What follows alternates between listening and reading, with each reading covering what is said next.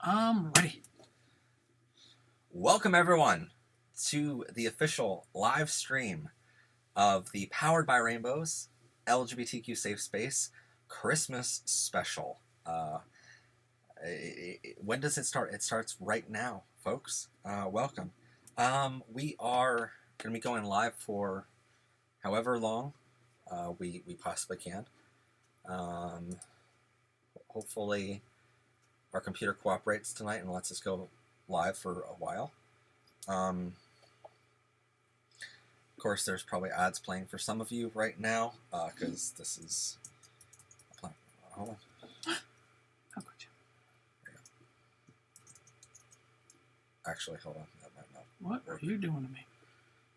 So anyway, so we're going to be talking to some of you guys in the chat a little bit later in the stream with some Q&A with some holiday stuff. We are going to be having a special guest on the show here tonight. Oh. First you, then me, then that. So anyway, Don't call him that. so everyone, you gotta speak into the microphone. I was speaking into the microphone. So this is my wonderful boyfriend, Michael Martin. Everyone's. Let me just make sure that we're not on there. Yeah, there we go. Now we're good. Hey. So anyway, we're a little bit behind here. So the other moderators will handle all that stuff. Good God. Yeah, there's a reason we have moderators on the show. So. First off, I wanted to mention a couple things right off the bat here. Today is Christmas here in America and a couple other countries, I believe. What countries celebrate Christmas?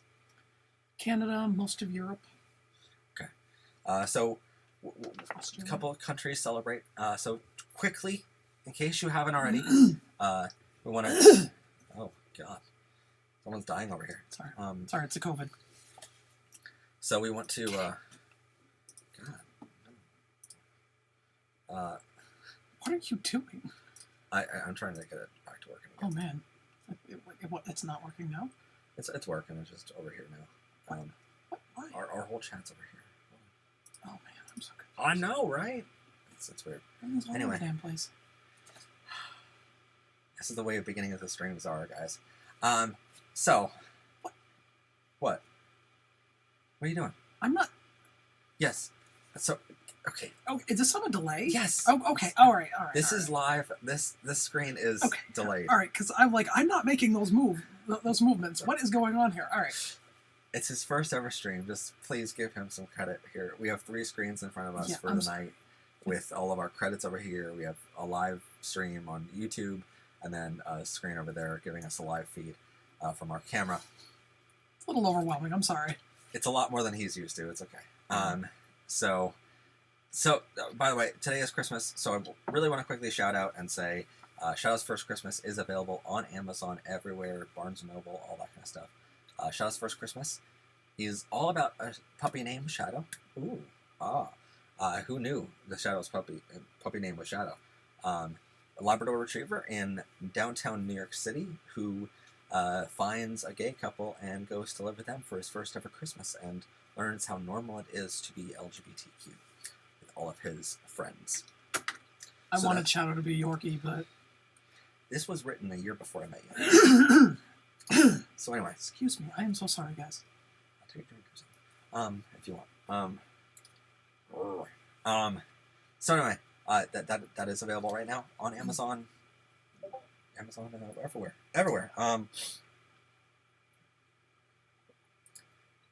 Anyway, so that's available. Then we also have down in the corners of the screen, down right there, we have the PBR merchandise store available right now. All of our merchandise is available tonight for special prices because it's a live stream and we're having some fun tonight. So in case you want some, holiday gifts to come in a little bit later, or you happen to, enjoy some rainbow gear, or if you came out today, like I came out 4 years ago today, you might want to check out that PBR store right there. And because, you know, we are totally, totally awesome, we also have, in this corner, I can't aim for crap today. In this corner is the Trevor Project Lifeline call. If you are feeling depressed, suicidal, thinking about self-harm or running away, anything like that, crisis intervention, free counselors are there right now at that phone number to talk to in case you want to talk to someone. It's free, it's confidential, it is very, very helpful. We've had a partnership with them for many, many years now with Trevor Project. They are an international organization. If you are not in America, you can use the website domain. Just go to trevorchat.org, Trevor, and then CHAT.org, and talk to someone right now. So all that is out there. Now it's time. Michael, would you like to show off some gifts? Oh! I almost forgot. Are we having some lag? I have no idea. I think we just had some lag. Anyway, it's okay. It's between the camera and the computer. They're not communicating well today. They're like, oh my god, what is happening? So we also have something tonight. We have special perks for all of you watching out there. He doesn't necessarily know about this yet, but super chats are available tonight. And at certain levels of super chat, we're going to have special bonus perks for our viewers. So, at $1, anybody who donates $1 or more can get him and I to kiss on camera. I know, a total loss for me, right? And then anyone who donates, let's say $10, can get us to make out on camera. Oh, now he's sad that he came on a stream. Then let's say total amount tonight of anyone who donates can get, let's say $15. We're gonna wear some puppy ears. What? Yeah, puppy ears. Puppy ears. I don't know about we. And then at let's say 25, we wear some collars. Rainbow collars. You can. And then what is it? Where's that? Oh god. What are you doing? $100 total. $100 total. I wear this for a few minutes, and then I get him to wear this at $200.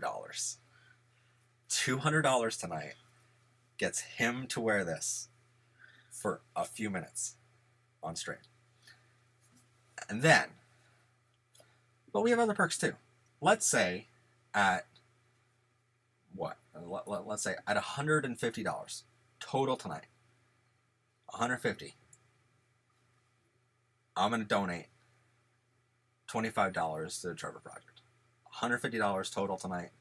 I'm donating $25 to the Trevor Project tonight. The stream got freaky.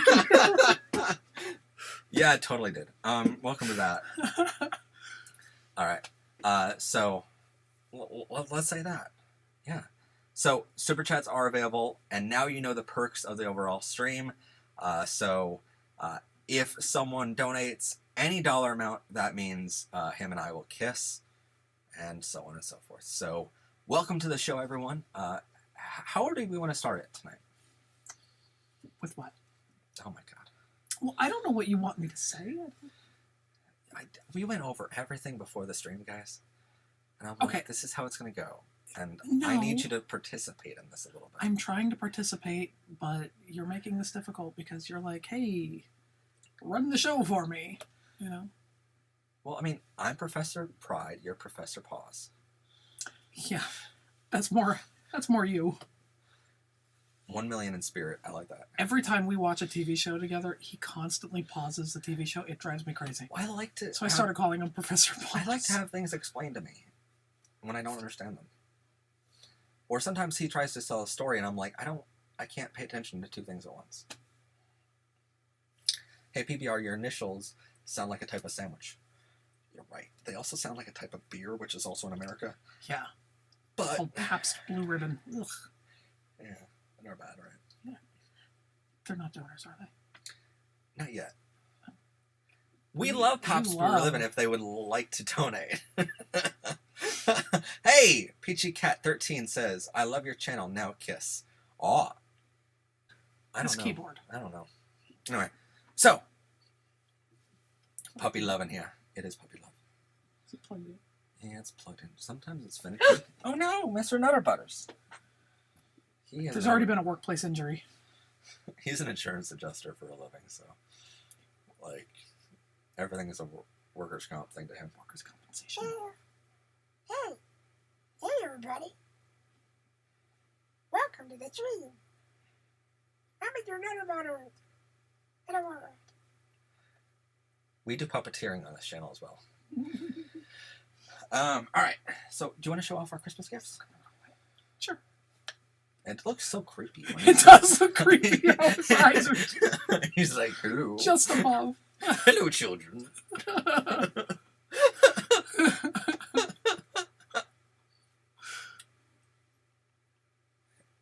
Oh, Okay. what's going on? Oh, I thought someone else donated. And I'm like, oh, we have to kiss again. Oh, no. Yeah, because it's so horrible for me to kiss my boyfriend. He's a great kisser. Like, the best kisser in the whole world. And by the end of the night, it's my goal to make him blush on camera. Anyway, do you want to do Christmas gifts? Sure. What do you want to do first? The one gift. What? That one gift. The one where there was that thing. That? It came in a box and there was a thing in it. Just whatever gift you want to choose. Really. I was like, what? I pretty much described everything that we Yeah. We did kiss already. I mean, we'll kiss again, but there has to be another super chat for us to kiss. There you go. So, There you go, we guys. got this. Y'all can see it. All right, so he got this for me. It's a wonderful, wonderful gift. And it's going up in my office right behind here after this is over. But this is the song lyrics to Can't Help Falling in Love by Elvis Presley, is it? With our names and our anniversary down here, which is 6/19/2021. And then it's in the shape of a heart because our song as a couple is Can't Help Falling in Love, because that's what we played on our first night together. So there's a wonderful gift I get to hang on my wall forever. Okay, I'm a very happy person today because Christmas is when I came out, like 4 years ago today. I came out on Christmas. So I finally get to spend the holiday with a fantastic dad loves me. And I love you. This show gets weird, by the way. It does. It's going to get even weirder because someone else is on the stream tonight. $10, anyone. What did we say was going to happen at $10? I forget. Wow, you really should have written this stuff down. I really should have. What did I say at $10? But if you donate $10, then I'll do it. Whatever it is. Okay, that's That's a horrible that's asking way. for trouble. All right, what do you want to get next? You want to do one of your gifts? Sure. What do you want to get? That one. Oh my The other God. one over there. Can you decide what? The other one over there. The one. That one. That one? No, the other one. That one. That one? No. Down. Down. Over. Over. That one. No, okay. So confusing with him. Would you like to talk about it, Michael? It is a hand towel, and it's rainbow colored, and it's beautiful. Look at it. Because he cooks a lot. I do. And that's one of his favorite things to do is cook. He even woke me up with breakfast in bed today, which was really nice. See, when you get a good boyfriend, keep him around. when you like it, you should have put a ring on it. And I put a ring on him today. Which means he'll forever be mad. They're a little big for our hands, so we had to put them on necklaces. Yeah, so we did necklaces. That's the cool part about being gay. We have our own rules. Not really. Still the same rules on any consensual, monogamous relationship. Yeah. But yeah. Yay. So, kitchen towel for him. Someone got, I forget who got us candies. That's your father. My dad. We got candy. Because, you know, candy. But then,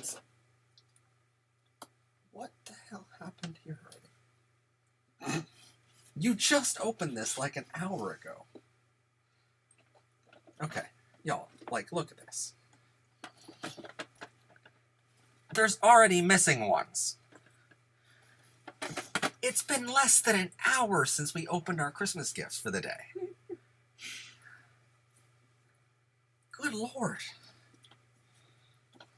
All right, well, I guess someone likes Forever Rocher. I really do. Someone liked it yet. What next? Oh!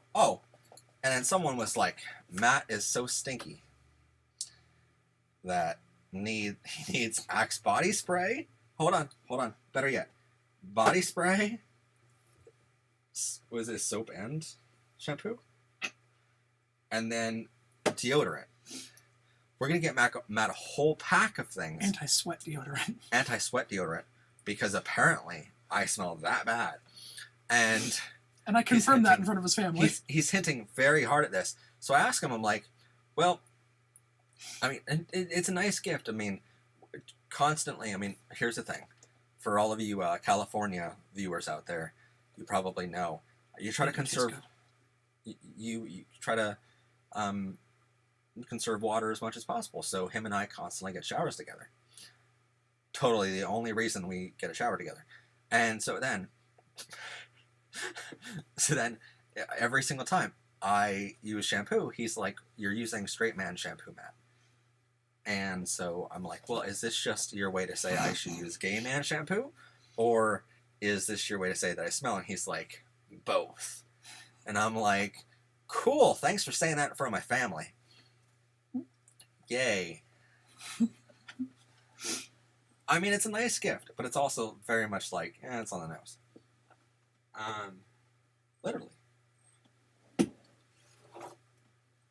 Then, he got me some Swiss Miss hot cocoa and mugs for our new apartment together. Wait, why does he also look like a little lad? What? Yeah, water conservation is no joke. So, we have hot cocoa now. What else do we got? Straight man shampoo. I love how the chat catches back up to us. Then we got this.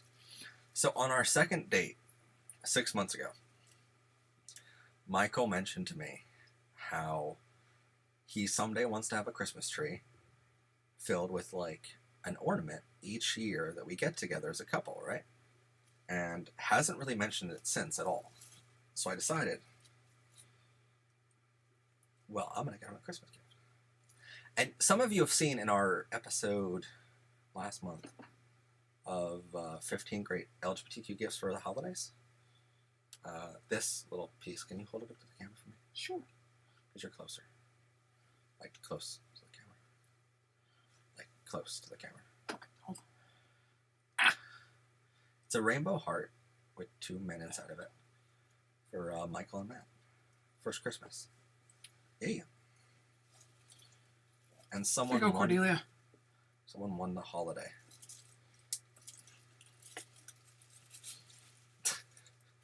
Feed me chocolate. Or you want one of these? They're really good. What are they? That's Where do you that's the keep missing Ferrero Rocher. Oh, I'm like, where do you keep coming up with the chocolate around here? Because my office did not have chocolate in it when we were preparing for this stream a couple days ago. Well, it does now. What else did we get for each other? Oh,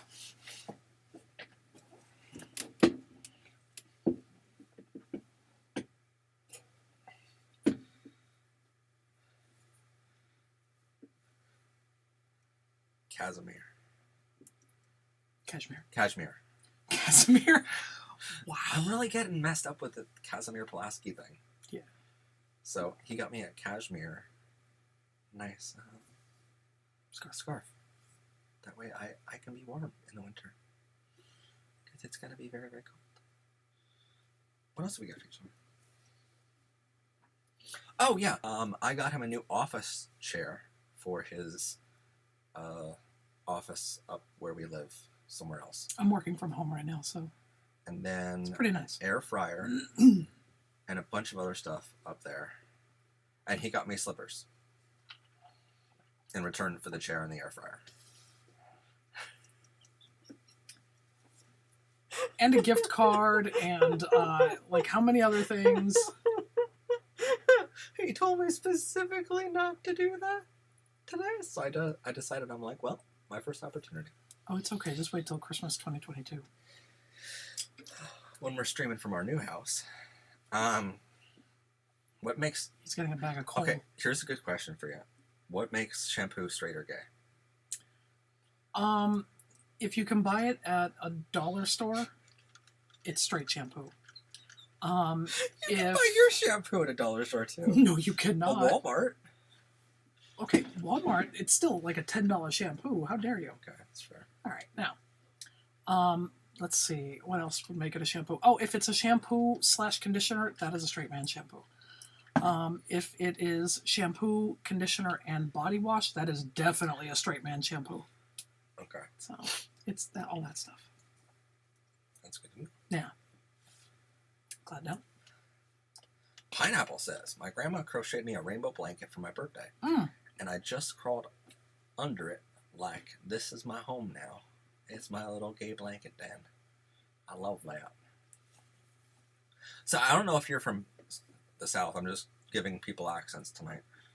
My friend Lisa, she also made me a rainbow blanket, and it's super cute. I love it. Your phone, we can show them. Oh, I do have it on my phone, don't I? Mm-hmm. So, we're going to open up the lines here. Open up the phone lines to some Q and gay. Sorry, guys. See, look how nice it is. If someone isn't destroying my $200 microphones, it'd be great Oh, tonight. please, if you paid $200 for these microphones, you got ripped off. I could get them. I could get these exact same microphones from my contacts for $10. He has no idea what this equipment cost. How much do you think that camera cost? $1.50. A buck? Like a $1.50. like $1.50 or $150 or $1,500? Yeah, $1.50. Oh my god. Look, all I'm saying is I could get that camera for $1.50. Yeah, if you run fast enough, I guess. Look, That's a it's not illegal if you don't get caught. That's like a $2,300, $400 camera. $2,400. That's an expensive camera. We looked cartoonish in the other one. Well, the sass. Like our eyes were like this. And... So, let's ask the audience a question here. Because I want to know their answer to this. Who do you think is cuter? So, we're going to put a poll up. Well, good luck with that. Yeah, it's not really working tonight. Hey.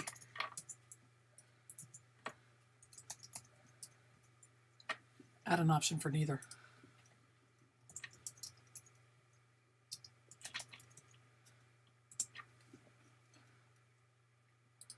All right. We have a poll up. The poll's going to last a couple minutes. And we're going to see who is officially cuter, Matt or Michael.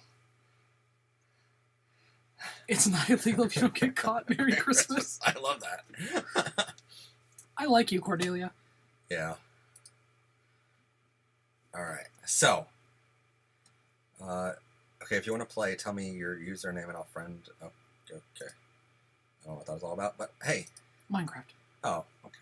That makes sense. Oh, we actually have a Minecraft server for PBR. If y'all want to like join, there's people in Discord that know more information. I don't have a Minecraft myself. I just know there's a bunch of fans that created a Minecraft, and they have. Did you ever hear about this, by the way? No. They have. I'm just nodding my head because I agree with you. They have a thing for.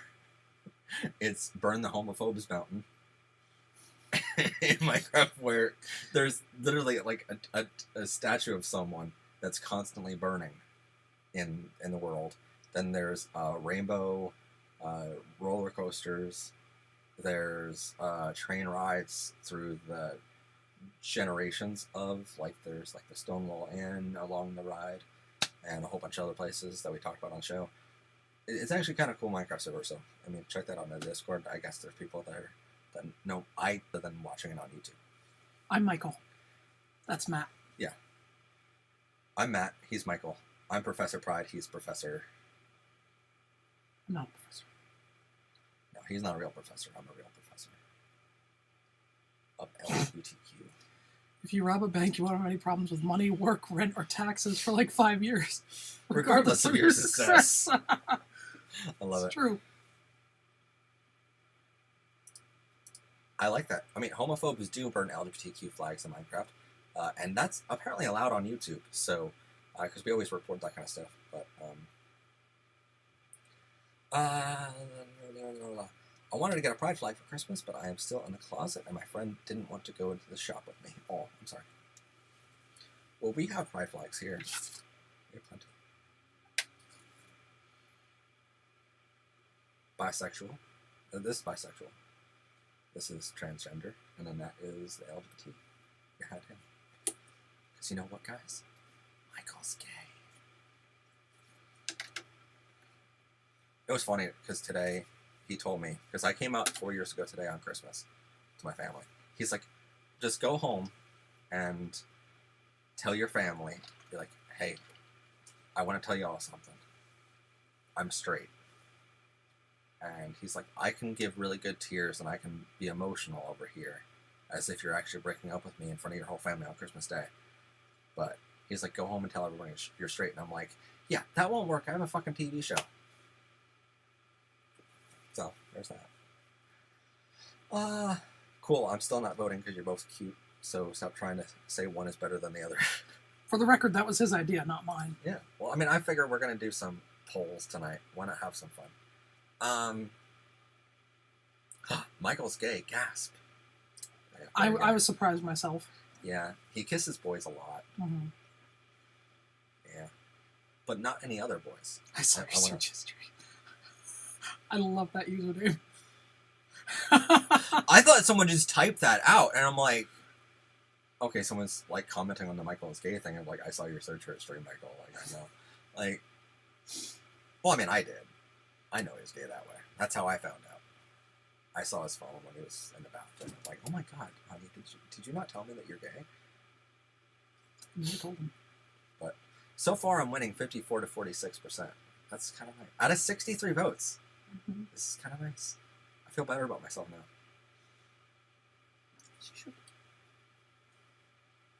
Wait, do it again.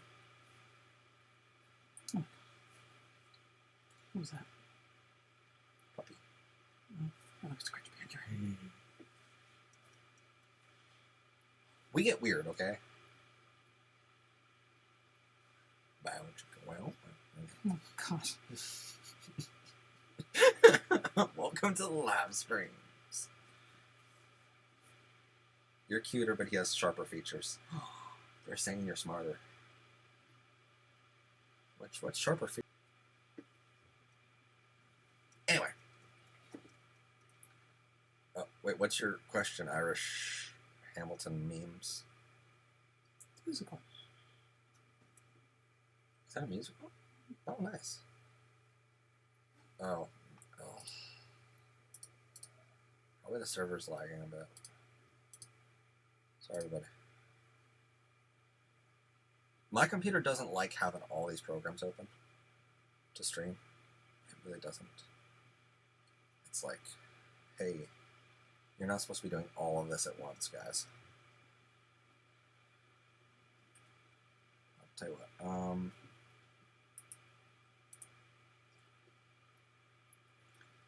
There we go. That might help a bit. All right. Wait, why would I be mad at you?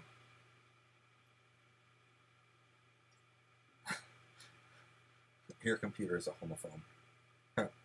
So, all right. I want to ask the audience a question. Oh. Another question. What is your favorite moment of specifically this show all year? What is your favorite memory of the show? What is the favorite thing that you learned all year this year? Type it into chat. Let us know what your favorite thing all year was. And we're going to ask Michael this question now. I'm going to say it was the video on Casimir Pulaski. It seemed like it was very well written by somebody that was intelligent and, really knew what they were talking about. And humorous. I mean, just the jokes about Ben Franklin alone, they were very, very funny. By the way, he wrote the script on Casimir Pulaski, by the way. Okay. Sorry to burst that bubble, but you're all going to go watch that after this and be like, wow, he's conceited. No, other than the script that you wrote, what's your favorite memory? I feel like that's a fair question. Oh, the kissing challenge with the chapsticks. Chapstick challenge. Do you still find it weird with that, by the way? It was a little weird, but it was fun. No, like, do you find it weird that more people... Hold on, my mic. Do you find it weird that more people watched us just make out than the actual challenge itself, or the bloopers of that challenge? That was a little weird. We still chuckle about that. The chapstick challenge. Boyfriend chapstick challenge. He won it, by the way. But then again, he cheated, so... I did not cheat. Oh. Move over this button. What are you trying to do to me? Oh God! All right, let's not do that. Hey, stop it! You have to be in the frame. I am in the frame. How dare you? So, how are we all doing? What questions we have out there? Oh, I saw. Oh, we have one person. Hey, Michael and Matt. How's COVID treating you all? That was a rough couple of weeks. Yeah, we're over it now. Luckily, Yeah. Like we wanted to be better in time for Christmas, and we wanted to be out of quarantine for Christmas. Luckily, we got out of quarantine a couple days ago, and we were able to celebrate with our families this year. Yeah. But yeah, it was bad. It was. I mean, coughing and everything, and Yeah, you had a worse cough than I did, but I had worse. The congestion was bad because there was a period of time that I had a hard time breathing and stuff, and I was actually a little worried I was going to have to go to the hospital, but it stopped by morning, so I was like, all right, we're good now. And the thing is, we were both fully vaccinated, so I mean, this is really no joke. I mean, it's... Yeah, we were beyond the 2-week period after the second shot. Yeah. But it still hit us that hard, and so... It really did. By the way, if it's available to get vaccinated for COVID for your age group in your country, don't hesitate on it. It is not something to joke around about. It is not something to be like, oh, that can be held off a couple days. This is no joke, guys. Like it hit us hard, and we're strong young people that had the vaccination. I mean, I can't imagine the people that got it in the beginning, like just what they must have gone through. Yeah. Could you imagine? Because there was no data on it of what it was yet. Yeah. You know? But yeah, when it first came out, they were just calling it a new type of pneumonia. They had no idea what it was. So, yeah. And it felt like it too. So. These nuts your roommates are trash. Yeah.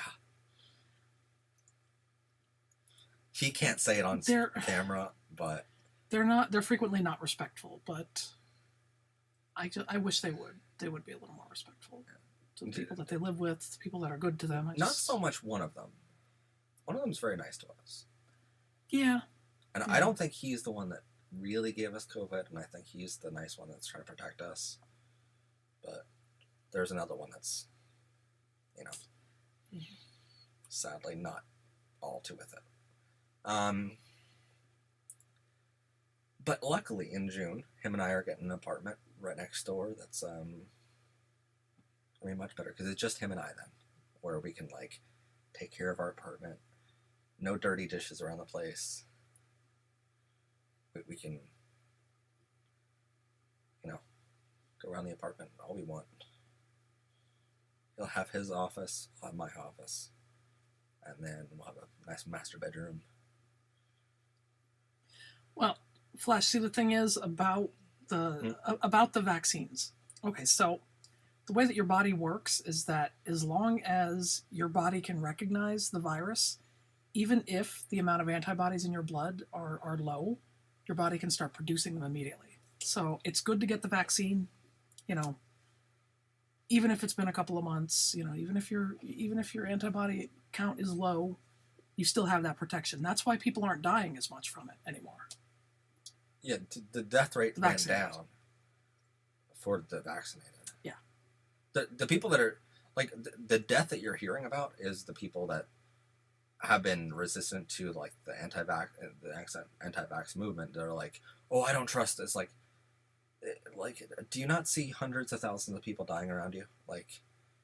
This is something we all have to deal with. I mean, it's a shame, because it's one of those things that, you can protect yourself against. There's so much in this world that you can't protect against, and this is one of those things that you can. Why not do it?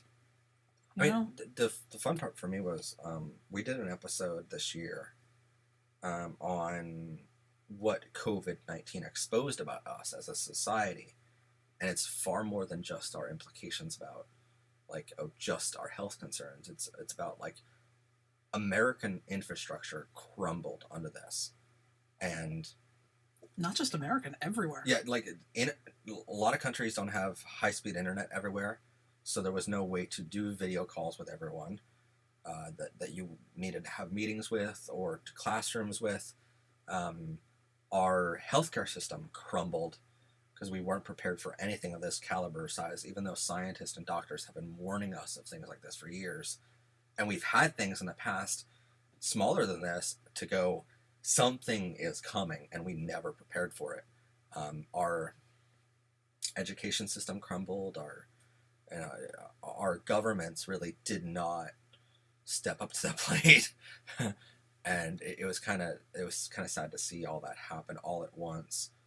And then you had a certain political party in America going, oh, don't believe this, this isn't happening, and then their main leader got COVID himself, and it was well, that's irony, But so it did expose a lot about it, and the worst part, I think, for me is watching it now, a year and a half later, going okay, so we learned all these lessons, what are we doing about any of it? And we're not. And we're still not investing money where we need to invest it. We're still not looking at what we need to look at. So Matt Bree wants to know, why do you think bisexuals are not represented as much in the news or on TV sometimes, and what this taboo stigma surrounding bisexual men? Okay, so like many of the answers that I can give, I mean, of course we've done an episode on it, but is that my answer for everything? Just to be we've done what? We're hitting 500 episodes in 2 weeks, so it's hard to find a topic we haven't even covered at all. But I don't know, what are you laughing at? What? Which comment are you laughing at? Because you were laughing a minute ago. Me? Yeah. Oh, somebody put, I missed the freaky gay OnlyFans part of the stream. Someone donate $100 then. No. Whoa. All right, draw the line at some of these. No, I meant for the puppyhood. Oh, okay. Yeah, All right. I wasn't saying we just do what we're going to inevitably do later on tonight. Now, I wasn't suggesting that at all.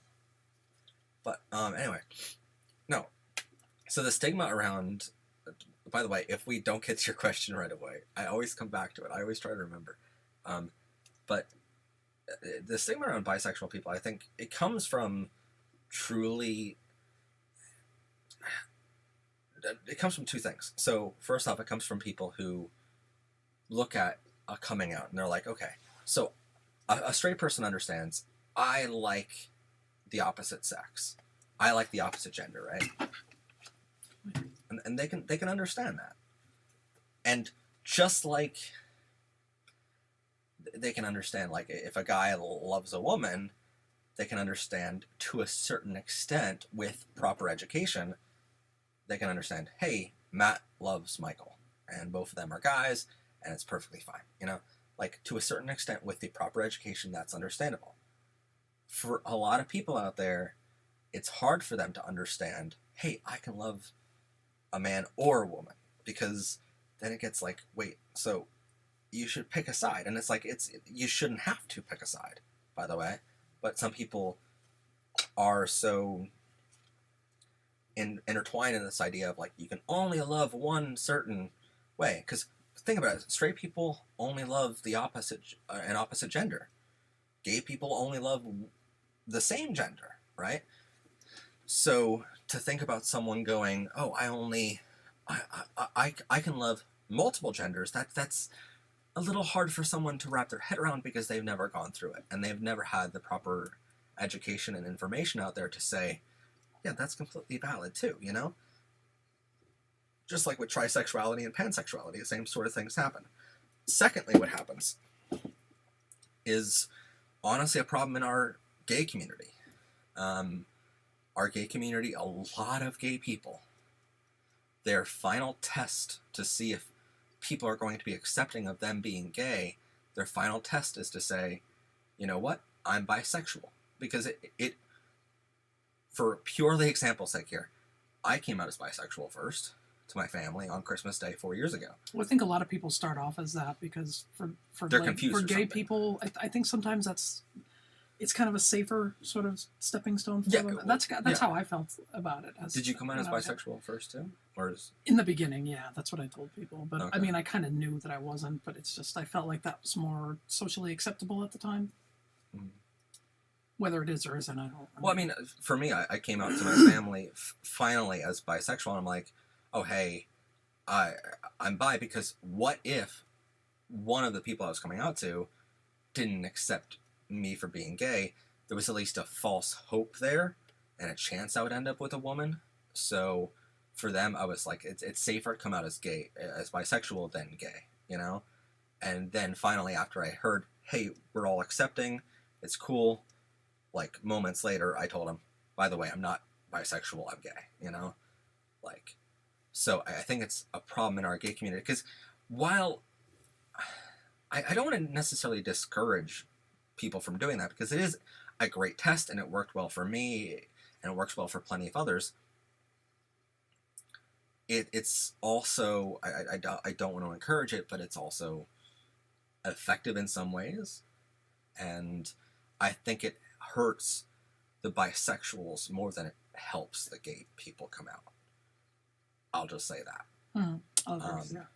So I think by doing that in the gay community, by coming out as bisexual first and then changing later, it makes the straight community and the gay community not believe that bisexuality is real, because for us, it wasn't it was just a phase of hopefully people accept us.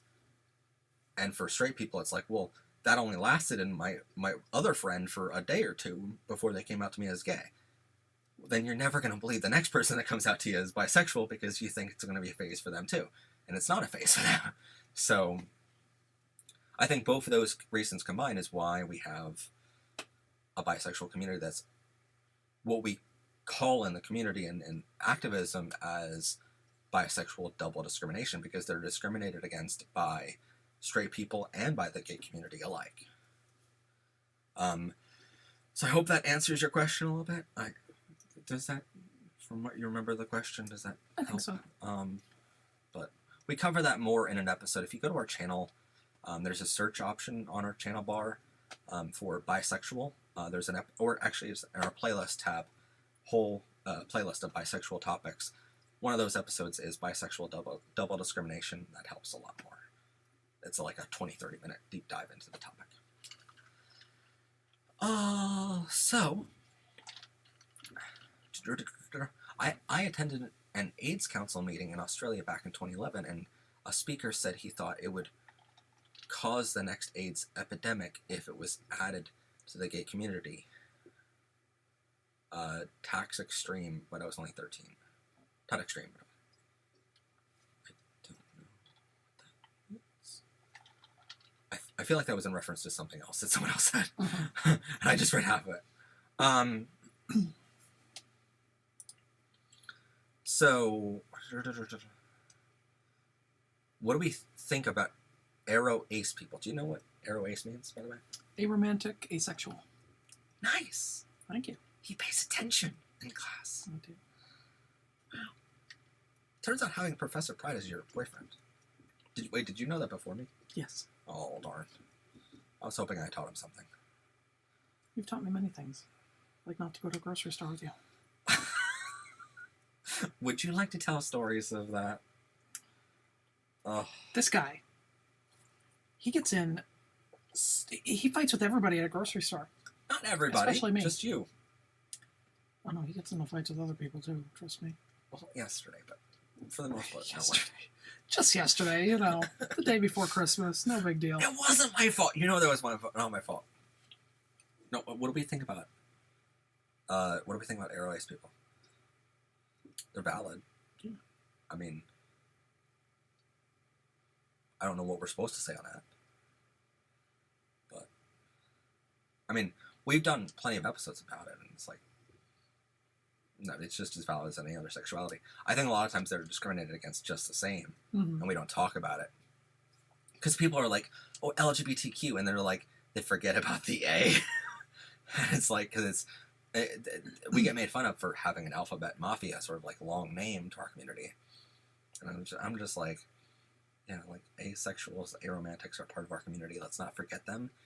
Like, but at the same time, like, we have so many topics on the show, we can't cover it every week either, you know? I did like someone else. Michael should be professor. He pays more attention. Wait, he pays more attention. Why should he be a professor more than I should? I should. Thank you. He is smarter than me in a lot of ways. But we complement each other. I mean, on some things. And you're smarter than me on other things. Yeah, camera gear I know more about. LGBTQ topics I know more about. But like I said, I could get him a camera for $1.50, so. Yeah, whatever. That makes me so angry you think that. Even though that's gonna be a thing that we talk about later after the stream. You're like, can we stop saying that? That really annoyed me on the show, by the way. Yeah, I'm gonna hear about that. I hear about these things a lot. I'll say something silly, and he'll decide to bring it up at midnight when I'm trying to sleep. A week later. Not even that night. And I'll be like, hey, I have to get up at like 7 o'clock in the morning. Can you maybe I don't do it when you have a work night. Can you maybe let me go to sleep? And he's like, yeah, I just want to talk to you for like a couple minutes. And then those couple minutes turn into a couple of hours. And I should mention we are, 20-some-year-olds and 32-year-olds, and so we're adults. We live with each other at this point, and we're 6 months in. So all you 15-year-olds don't go moving in. What do you think about the lack of demisexuality representation on the media? I'm annoyed extremely about it because I'm a demisexual. What do you think about it? Come to think of it, I don't think I've ever really seen anybody in the media that has actually said anything. There's a couple characters on TV that are demisexual, but I mean, I'd have to look them up. But so if you have to look them up, then that means they're not that famous for it. They're not that famous, yeah. No, it's hard because I'll watch TV and every character is just like they're very sexual or something like that, and it's like it really annoys me because it's like that's not who I am. and people don't understand who I am because they don't see representations of themselves.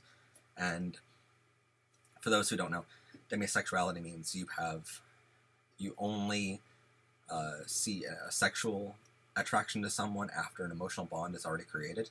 So for him, it's not like on dating him, first night I'm gonna do something with him. It means I want to start a relationship first, and then as that relationship grows, that's how I get more attracted to him.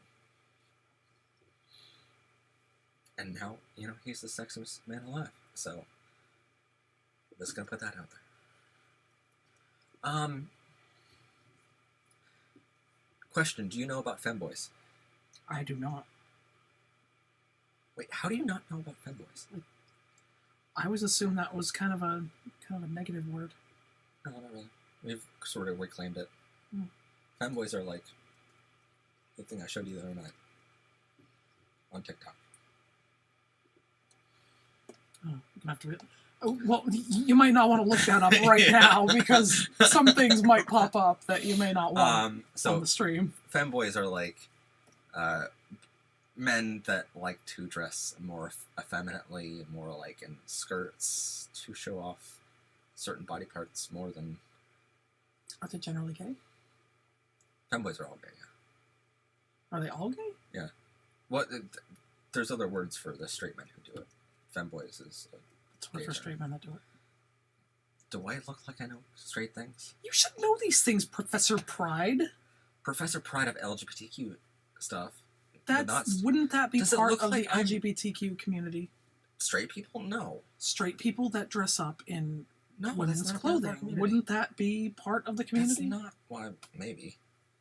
But it's not a main part that I talk about on the show all the time, so I don't research it much. What do you think about Fanboys? What do I think about them? Yeah. I don't know. That's kind of a broad question. Or what are you asking here? Like, do you like them? Yeah. Why not? Okay. I don't see anything wrong with it. Okay. Neither do I. I'm just asking. All right. The sass. He gets a lot of sass all the time. Yeah. I don't get sassy with him. He gets sassy with me. Please do more research about Fanboys. We are discriminated too. Okay. I can believe that. Well, let's get the actual definition of that. That sounds fair, right? Okay.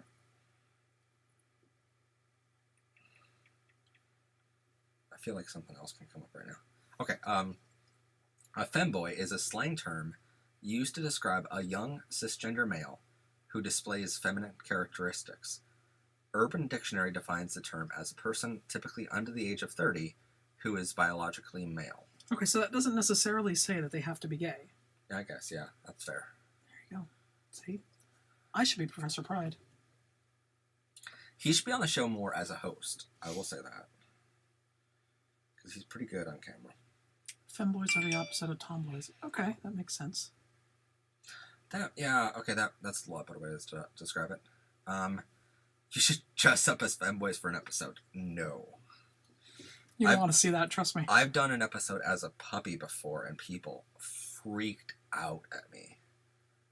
And I'm just like, yeah. Apparently people don't like that on my channel. They'll like it on other channels, apparently, but not mine. All sexualities and gender identities are valid. That is very true.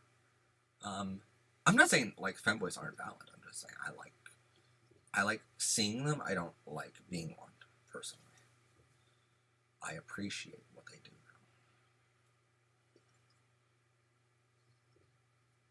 Just like I appreciate all the things that he does. Will you make a video about femboys? You should do that. That would be cool, I think. And I think a lot of people would be interested in that, actually. You don't have to be gay to be gender nonconforming. Well, yeah, see, that's what I was saying, because I didn't think that there was necessarily a definition that they would have to be gay. I would even argue you wouldn't even have to be cisgender for that. Wouldn't you think? Like, because a femboy, you could be...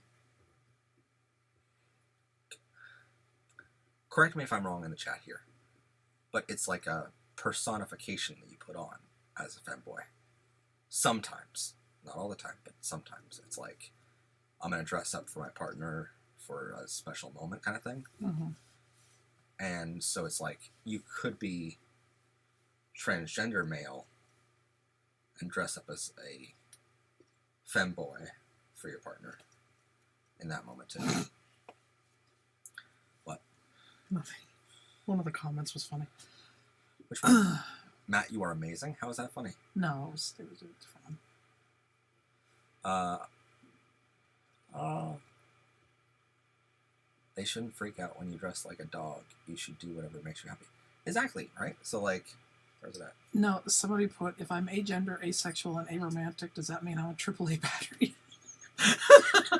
That's when I'd be laughing. And I had to make sure before I repeated it that it wasn't really, really bad. I just wanted to run it over in my brain a little bit before I said it on the stream. Normally he's used to edited shows, but yeah, it's like I think if you're willing to like make that joke, I feel like it's okay to say. Yeah. Because I mean that's the thing. Our community is very sensitive because we have been discriminated against so hard over the years. But at the same time, as I said in many other episodes, and even like we did an episode on gay jokes, it's like we need to also take a step back and be able to laugh at ourselves sometimes and be like, yeah, like this is funny. Like let's talk about these things, you know, like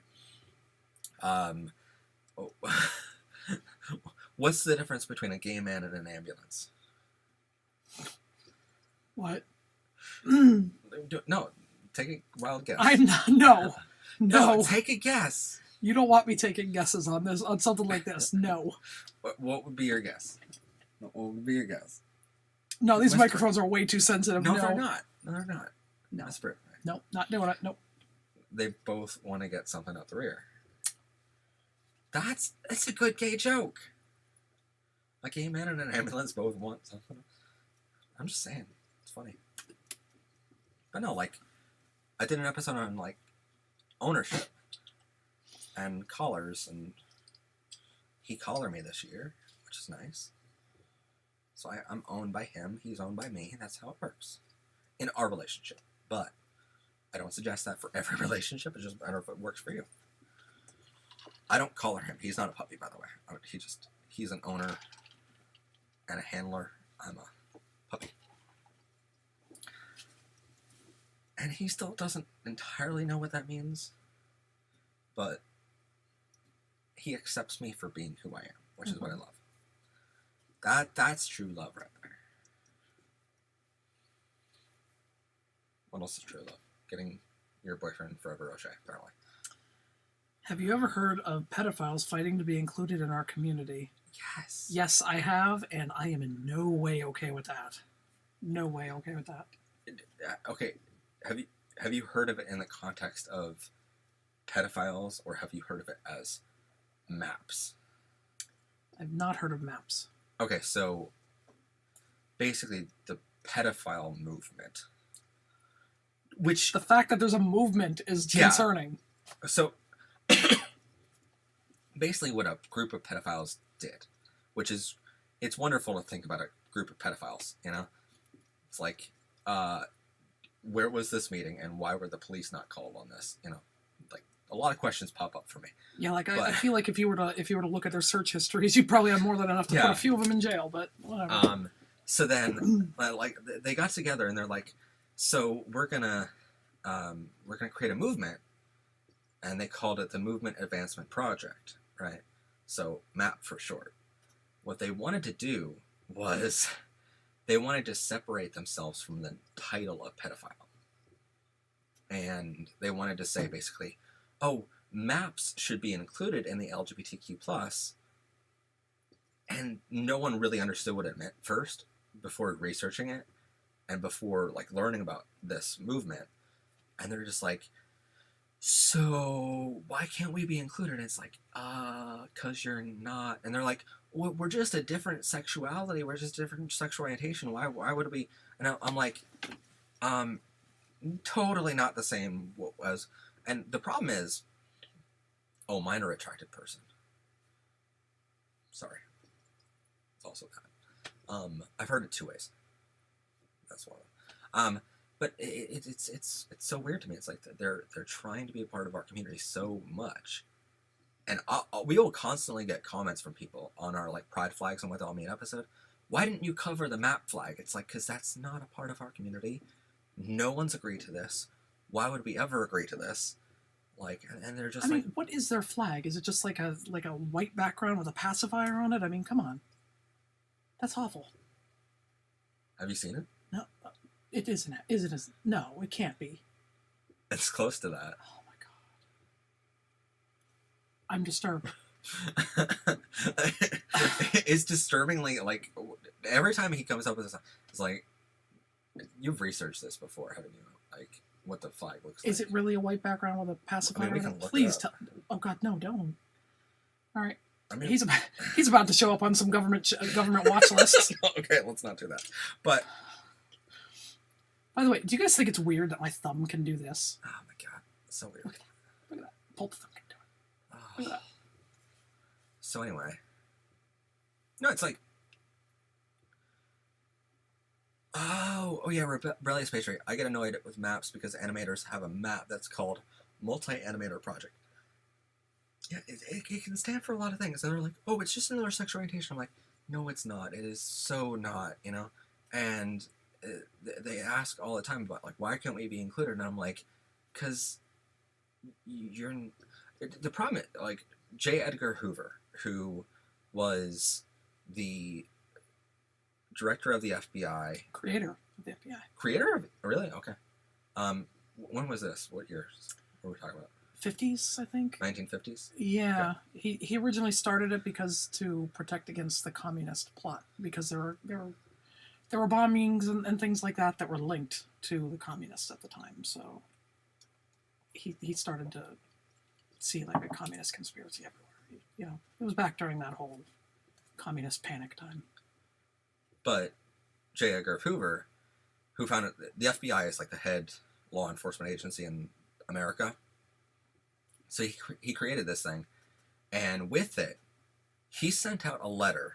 It was a letter to the editor in a newspaper at the time, and he said that we should be looking out for criminals and pedophiles, and he was saying, as the director of the FBI, who a lot of people assume had millions of points of data on this, assume knows what he's talking about, right?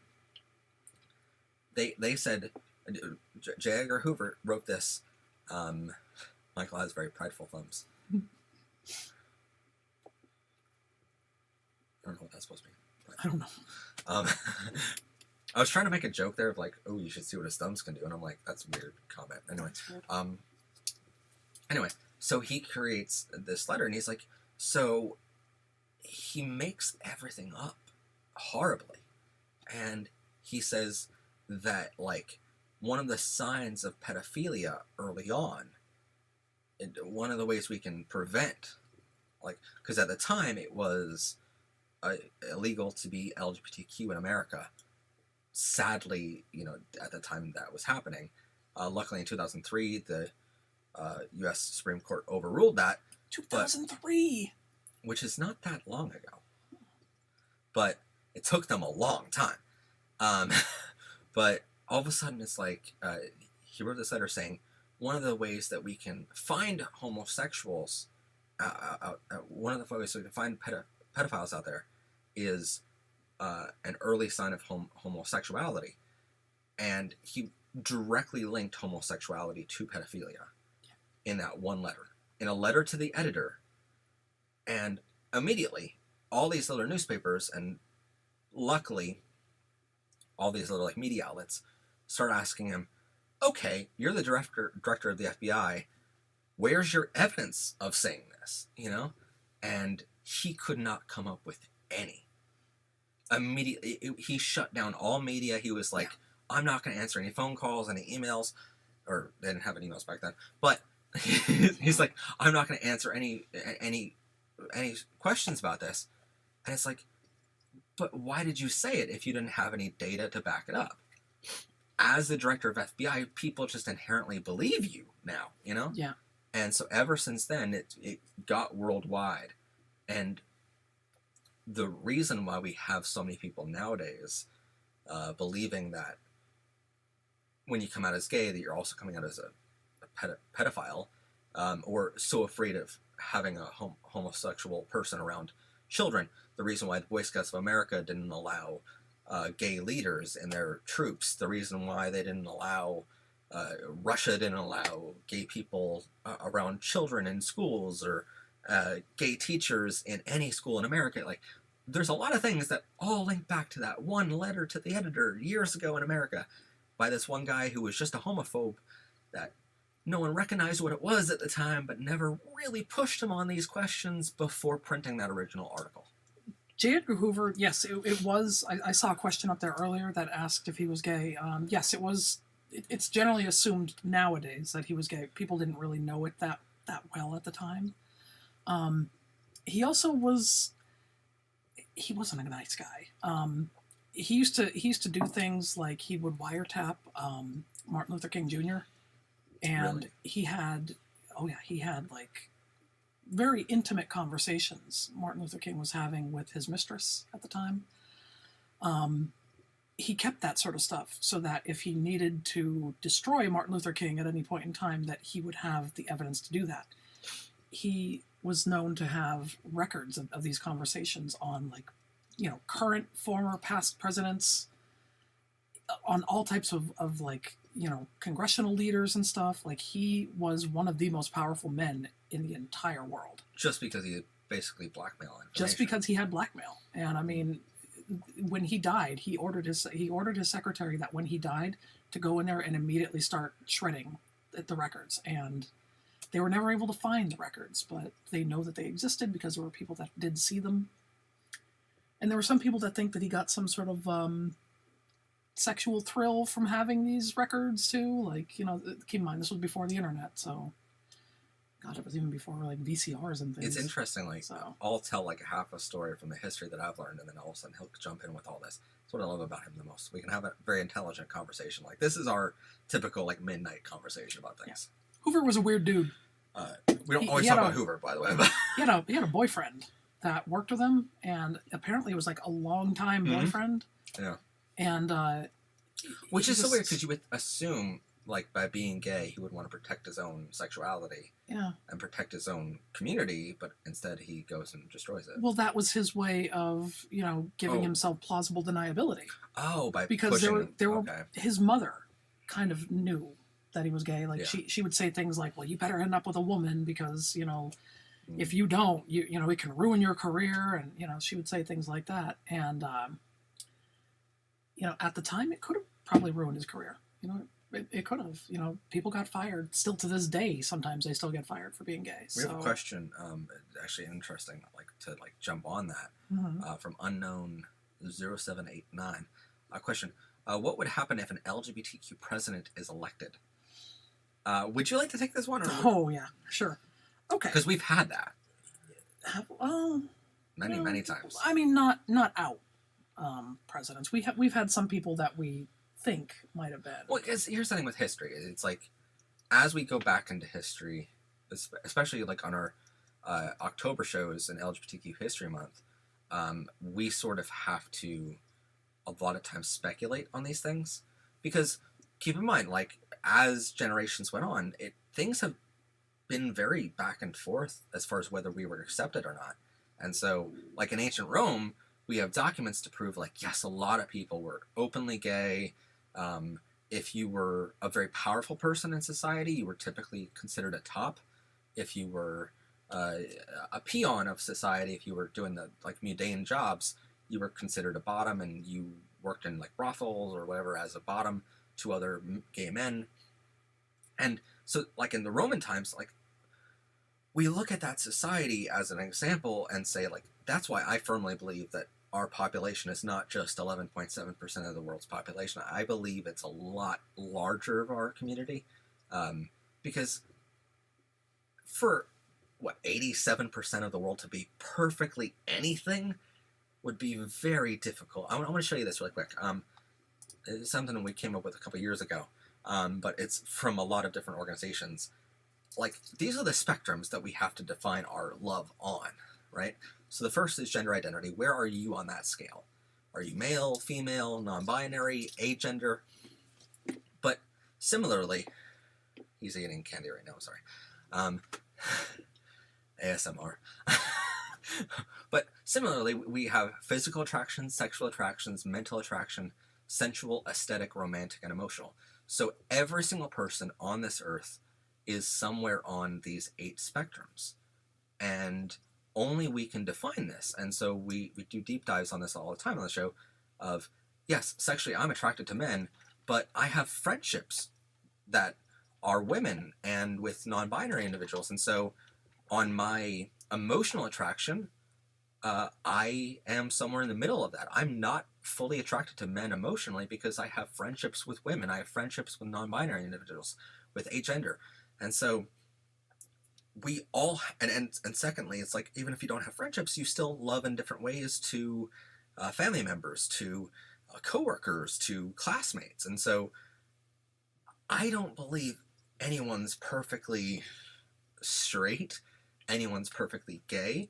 And so even myself, I don't consider myself 100% gay, but by society's standard of who do I want a relationship with? It's men. So I think that's what it comes down to. that's for what me. I define it as, you know?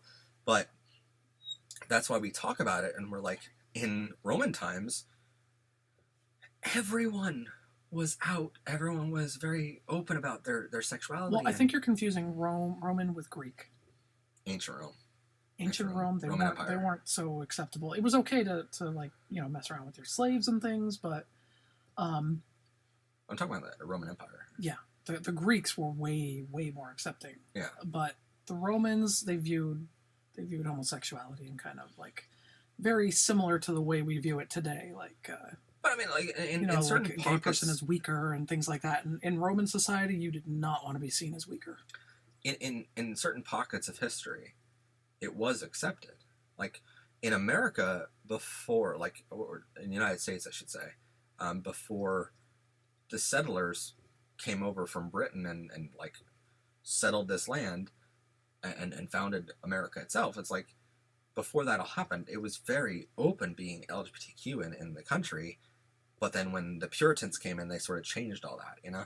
So if we look at these pockets of history, we're like, you know, when a lot more than 11% of the population in those pockets are viewed as LGBT, it makes you think, well, maybe if it was more accepted, if it wasn't illegal, if it wasn't punished by death in certain countries in the world, maybe more people would be out right now, you know? That would be my question, you know? But as we look back in history, there's only so much documentation to go on, first off. And from that documentation, because there were no studies like we have now to go, oh, Pew Research Center did a study and said, you know, this percentage of the world's population is bisexual, this percentage is, you know, gay, this percentage is lesbian. We don't have that kind of data available to us when we because look back. they didn't look at it in that term. It No. wasn't gay. It was just how you lived. Yeah. You know. And because research wasn't viewed as important years ago. Now we look at research as data is everything in a lot of different movements, but data needs funding, you know? And if we didn't fund it, we didn't really care about it, you know? But if you look back in history, we can go, okay, well, yeah, George Washington sent letters between himself and Alexander Hamilton that were very sexual in nature. And so I still have to read these letters. But we can look at that and go, okay, so yes, he might have been straight. He might have been that way. And that might have just been how they talked back then, because that's how a lot of they had society... very flowery language back then, yes. Yeah. But then, you know, on those letters, you go, okay, well, how come George Washington is saying, I yearn to touch your cock? You know, like... I'm just quoting history here. Like, how come we can, like, it's not just flowery language anymore. How come it's really, really far into desire for another man? And so you ask yourself, like, was it the language of the time, or did this go beyond that, and can we call him gay because of that? Or can we call him bisexual?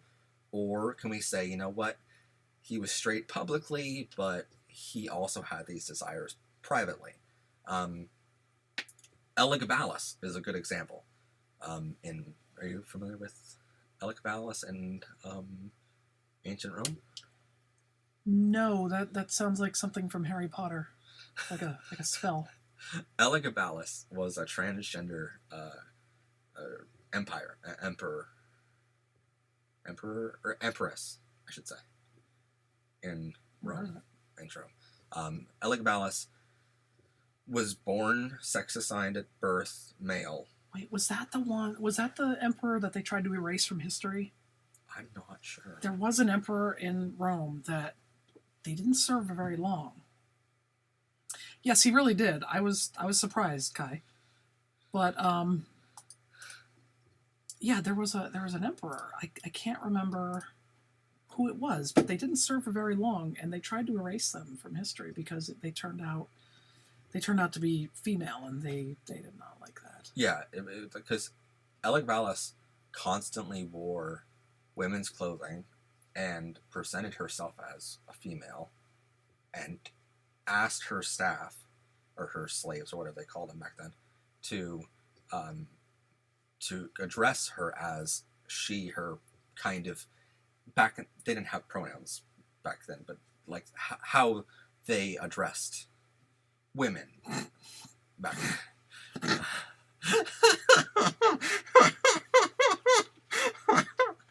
I love the comments sometimes on this. We're laughing at the comments, not the content of what we're talking about. Yeah, sorry. That's that needed some context. Yeah, I Thank did you need for to that. explain that.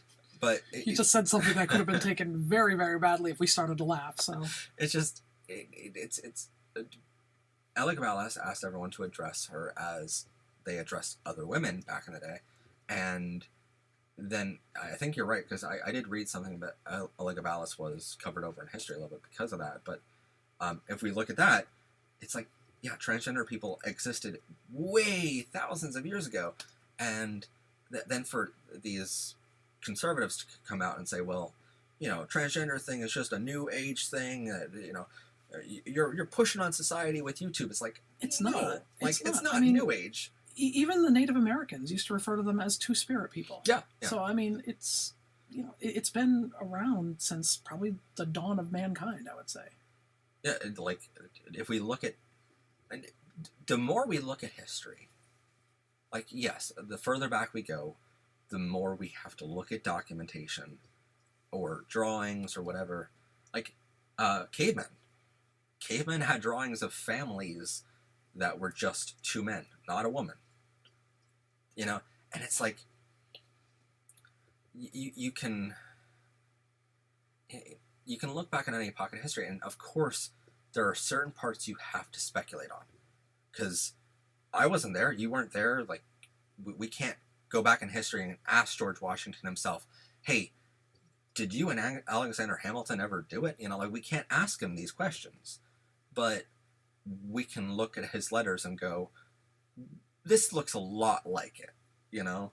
And we can look back at cavemen and go, okay, like, that drawing of a family, like, that's very interesting, you know? Like, we didn't just come from anywhere. And then we look at the data that we have now, and we're like, okay, not just we're a part of society now, but we also look at the science and we go, oh, wait, like, being gay is passed on from generation to generation to generation. So put all these data points together, and you realize, like, yes, we make up a percentage of society now, and it came from our past generations. So you start looking back in past generations, you see these letters, and you're like, I mean, it's frustrating. It's frustrating to look at and not know for 100% certainty, but you're like, it's 99% certain, you know? Yeah. How do you add to battery? Oh, in the comments, you mean. Yeah, so all of our channel members on the channel here, if you hit join button down below the stream next to the subscribe button, or if you go to the membership tab on our channel, you can become a member today of the channel. That gives you exclusive access to a bunch of amazing perks. All of our channel members have access to use certain emojis on any live stream or in any comments. You can have access to the battery, shadows, drawing of the little puppy I showed you earlier, the dual flags that we have on channel with the trans and the LGBTQ flag. And there's a rainbow egghead, I think is the other one. You get access to using all those, and you also get access to, there's a little badge next to your name whenever you comment of like, hey everyone, I'm a member of the channel. Like, I support the education that you do. And so you also get access to behind the scenes exclusive content to see what new episodes that we're coming out with before we come out with them. Behind the scenes photos of what we're working on. You also get access to bloopers. Every single episode that we come out with, we also come out with the bloopers of the show in the members community tab. There's some funny ones though. Yeah, like the gingerbread house. The gingerbread house had a really funny moment that I really want to tell him. Can I tell him about it? No, please don't. It started so well. All I'm going to say is, if you become a member of the channel and you see that blooper reel from the gingerbread house, I asked him to give me a sound check and say something on camera so that I can get my sound level correctly on my microphone, and he said something completely that made me laugh for the rest of the day. So I'm gonna not because it was funny, just because it was completely out there and Yeah. not. I didn't know what to say. He goes, just say the first thing that came to your mind. So I did, and it's like, Okay, yeah. it was not good. It's weird what comes to your mind though. Yeah. Yeah. But yeah, a lot of the things end up on the blooper reel, I will say, from not just those episodes, but a lot of other episodes. I cannot say LGBTQ well on camera. LGBTQ. That's how he I says it. say it very fast. And then he was on camera with the chapstick challenge, and you had the most difficult time saying LGBTQ. And I was laughing. I'm like, see, it's so harder than you think. It's not easy, yeah. Because people say it in general, or they'll type it, and they think it's easy. But then when you say LGBTQ so many times, and when you're reading from a script that goes a certain speed, It starts to sound weird. yeah. Yeah, it doesn't sound right in your ear, and then you're just like wait, am I saying it right? During a recording day, you don't realize on the show, like, I'll record maybe 4 or 5 episodes in one day. So I'm saying that script 5-6 times maybe, and doing 4 or 5 episodes in a day. It's like I'm saying LGBTQ hundreds of times throughout a production day, and by the end of it, you're just like, oh my god, like I've said this so many times. It runs together in your head, so it runs together in your words. And I'll be editing the episode, and I'm like, really, Matt, you messed it up again? You know, like, how many times can you mess up this word, you know? But, yeah. I messed with him a little bit. I probably too. shouldn't have, but I got into his head. And As soon as we started dating, you said LGBTQ. And ever since then, every time I say it on camera, I think of you saying that to me, and I'm like, just laughing my head off.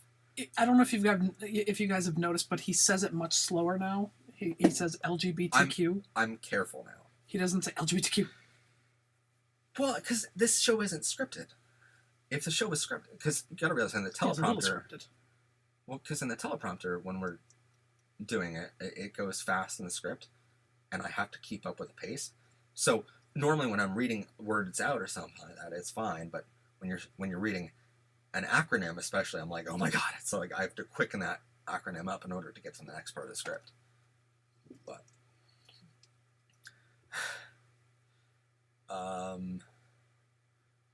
what are the rings? Oh, these are promise rings on our necks. Because people are asking about rings, I guess. What are the black rings? The rings were too big for our fingers, so we had to put them on. Yeah, they're promise rings. Yeah. That we're gonna spend eternity together. Well, not the way he's going. Oh my god, you know. just because in the past year I called Jesus, George Washington, Alexander Hamilton. Who else did I call? Blue's Clues is a lesbian. To be fair, though, the producers of the show came out and said she's a lesbian. Okay, but it's a cartoon dog. Yeah, what's wrong with the cartoon? Batman and Robin, they're gay. Because they came out and said everybody pretty much knew that, but they came out and said Robin's gay, and then that doesn't necessarily mean Batman is. Well, Maybe, no. maybe Batman just liked having somebody around that liked the way his ass looked in tights. I like the way you look in tights, but I've never seen me in tights. I like you in anything. But no, they created a little while ago. We did an episode on this. I feel like I say that a lot on the show. I feel like I need a graphic, just like how many times Matt can say we've done an episode on this. But I mean, like, no, there's the whole reason there's a Batwoman in the comic book series is because back in the day, the Comics Code Authority was fearing people would think Batman and Robin were a gay couple. So they created Batwoman to counter that argument, and they made Batman into a straight man with Batwoman, and then Robin was just some sidekick. Straight people back in the old days, they were so fragile. They are. Well, they still are. Sometimes, yeah. Homophobes are fragile. Oh, God, definitely.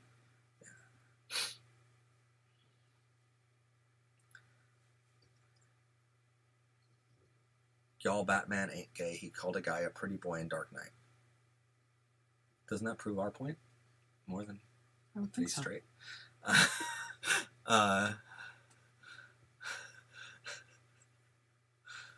And then Batman proceeded to hit the guy he called pretty boy with a gun. Well, abusive too.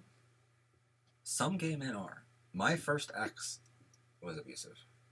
Which is why when I got into this relationship with him, I was like, first date, I'm like, by the way, your bar of what my expectations are in a relationship is so low that you can just like barely exceed that and I'll be your partner for life.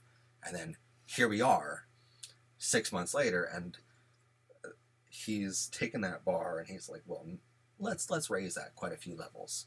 And so now the problem is he has to exceed his own bar. And I think that's your biggest problem now in this relationship. Yeah, it's becoming difficult. Exceeding your own expectations that you put on me. The Comics Code Authority also thought Wonder Woman promoted lesbianism. Well, I'm going to be honest. I'm going to be honest. The majority of Wonder Woman fans that I know of are either lesbian or gay.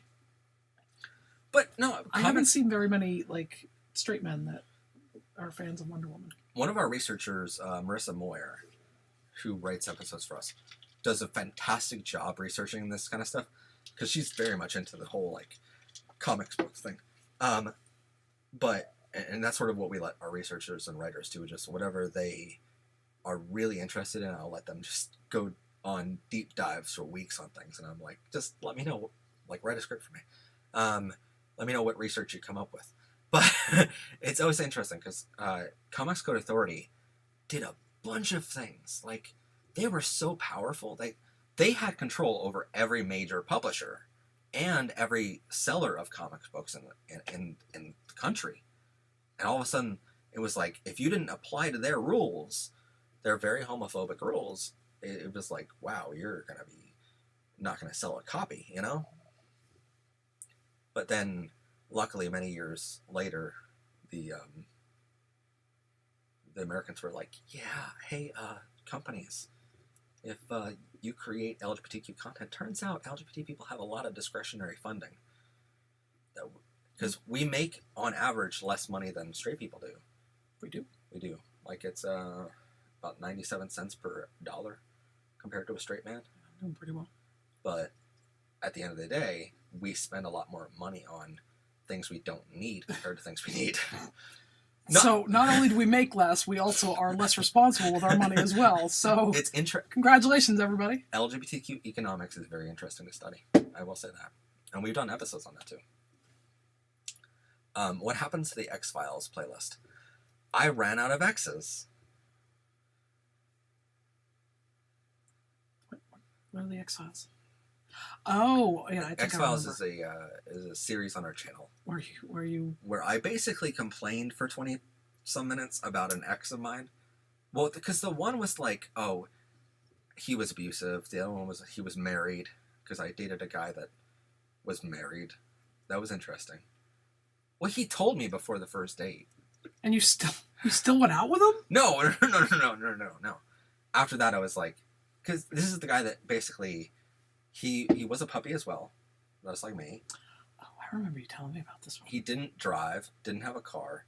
He lived with his family, and he had 12 other members of his family live in the same house, the same size house as this right here, by the way. 12 people in this 12 house? people in this house. Oh my god. Like this size house. And then Where the hell did everybody sleep? well, he slept on the floor next to the bed that his sister, brother-in-law, and his nephew slept on. It's creepy. It is a very creepy relationship how their whole family worked. But Probably still does. then he wasn't out to his family, but he said to me, he's like, by the way, because he worked as a security guard at a local mall next to him, and so I started calling him a security dog because he's a puppy and, you know, he's a security guard. And it was really cute for a little bit. And then all of a sudden he calls me out of the blue one day, and he's like, I really should probably tell you this before we start dating. Of like, I met a guy in October. I met a guy in October. We got married November 5th, and we're currently filing for divorce. And it was December like 7th or 8th at this point. I mean, so if he was filing for a divorce, something doesn't sound right about that. I have a feeling that he might not have been truthful. Well, no, because it was, well, nothing about him was truthful. But I will say, like, I was like, I'm not surprised this didn't work out for you because you got married within a month, you know? That's not a good sign. But he was like, yeah, I'm going through a divorce right now, and we can start dating, don't worry. My husband won't mind. I'm like, how are you married but you're not out to your family, you know? That's kind of weird for me. That is weird. And I'm like, yeah, what happens when I want to visit? He's like, you don't. And I'm like, okay, that's going to be a problem, you know? And I'm like, so how long does the divorce process take? He's like, it could take a year or two. And I'm like, well, then call me in a year or two. Don't call him now. No. He's taken. Anyway. This was a year ago. So the unknown, you should just know. I'll be sure to stay on him about that. He'll get a video about it. Yeah. As we do the stream, by the way, one of our producers is watching as well, and they have access to our entire ideas list for episodes of season 5 next year, because our season starts February 4th, 2022, every Friday all year long, Monday, Wednesday, and Friday all June long, and then so our producer has put it on our list already for next year.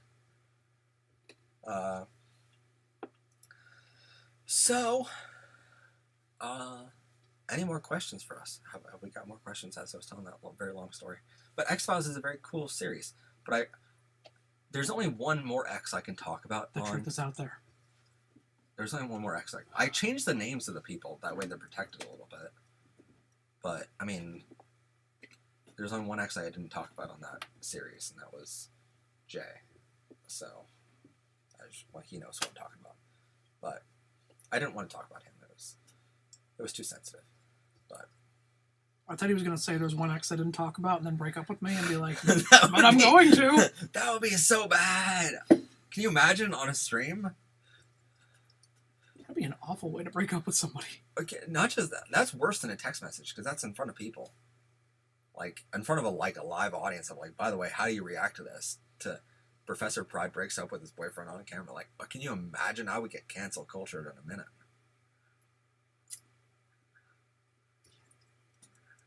I'll make sure of it. You'd get canceled and... How would I get canceled? You'd get canceled and I would get canceled, which means I'm part of the Me Too movement too. And... I'm not a bit about what it's about. Oh my god.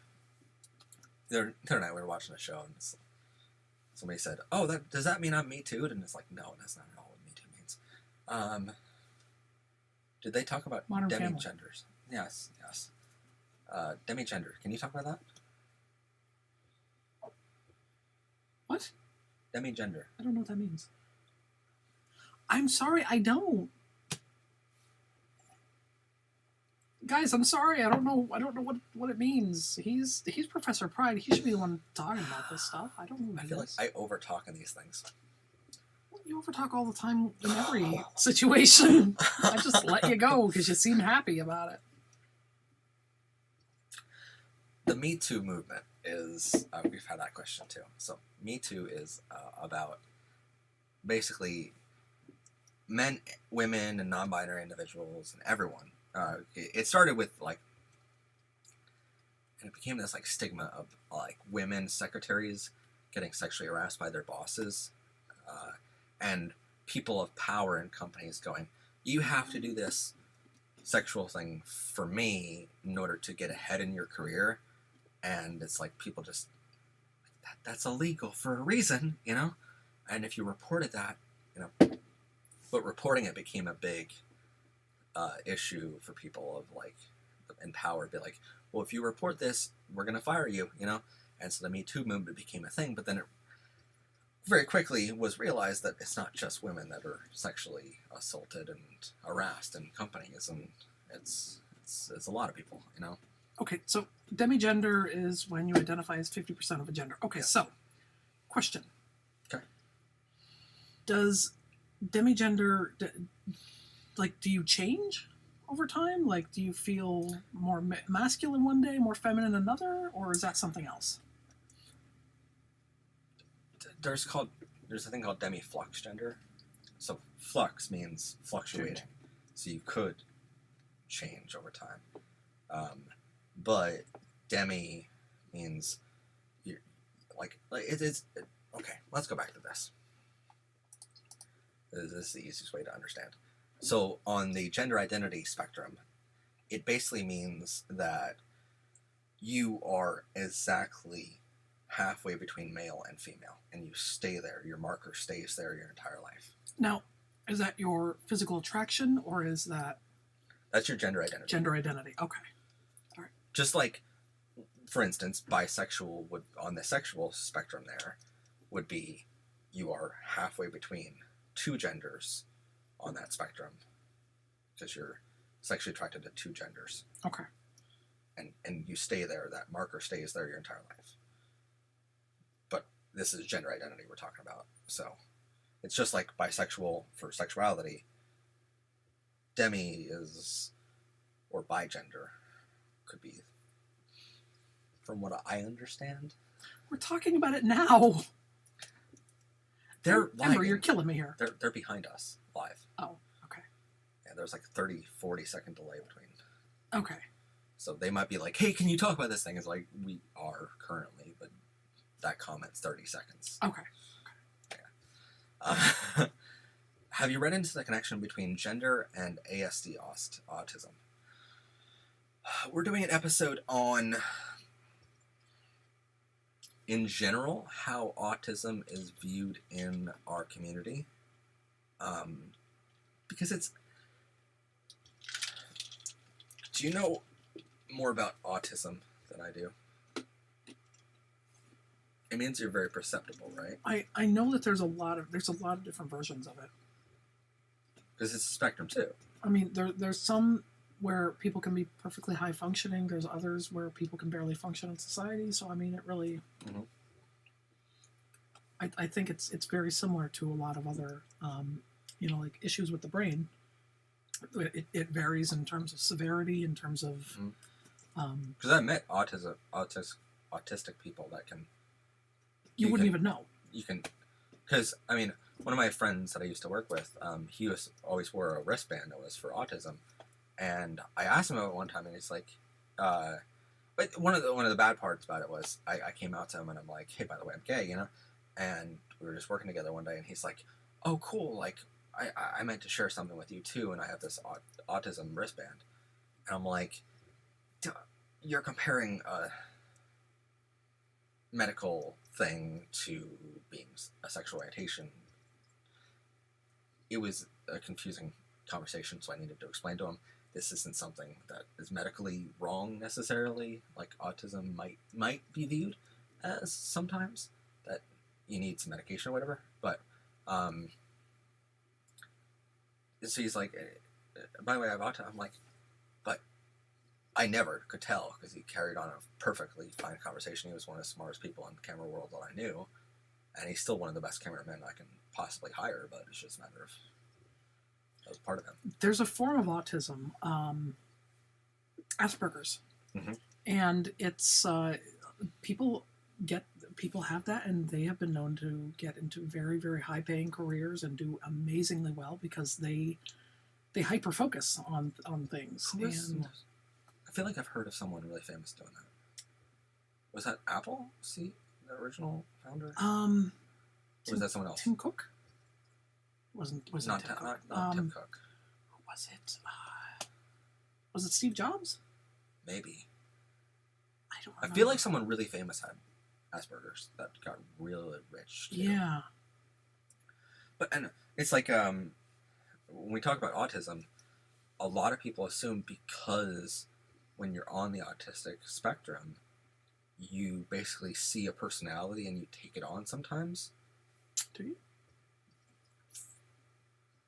From what I've read, again, we need to do more research before our episode on this to really perfectly nail it. But it's like, I think there's some, just like Asperger's is a very small part of the autistic spectrum.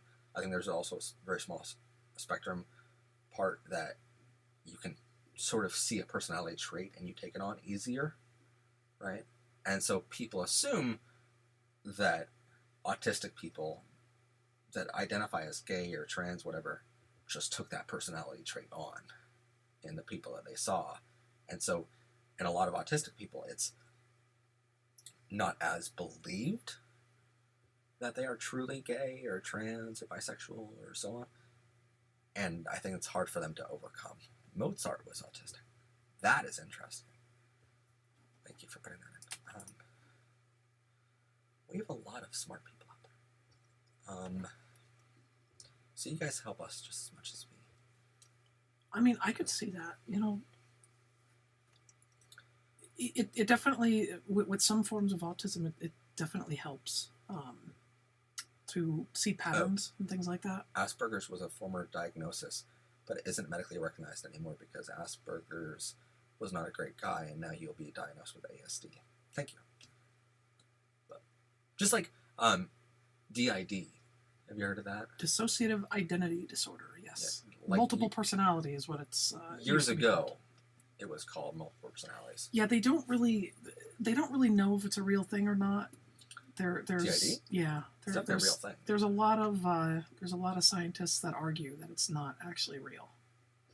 But then there's a lot of scientists that say that it is. So I mean, like, there's a lot of people that think that it might be some other mental illness at masking, or that it might be and this is like a coping mechanism for another type of mental illness. They don't actually know. So scientists basically are looking into this. Yes, scientists are definitely they're definitely at odds over DID. What's interesting to me is, like, we're finally coming around as a society to look at all of these things, and we're like, hey, this is important to research, but it wasn't important to research for the past 50 years. It's like, wait, what? You know? But I mean, no. Well, because I think a lot of people weren't really diagnosed back then. I want to clarify this, Chrissy. He's not specifically saying that DID is not a real thing. I'm not saying it's not a real thing. What we're talking about here is there are scientists that are debating the science on this right now. Mm-hmm. And I mean, that's just like there are scientists out there working right now for Focus on the Family, debating on how to kill gay people. It's like there are people out there working right now to do that, to change our sexual orientation, and like there are people working on this. That doesn't mean they're valid in doing that work. That doesn't mean they're great people. It just means, truthfully, that's what's happening out there in the world. So I just wanted to clarify before we get anyone thinking that we don't think these things are real.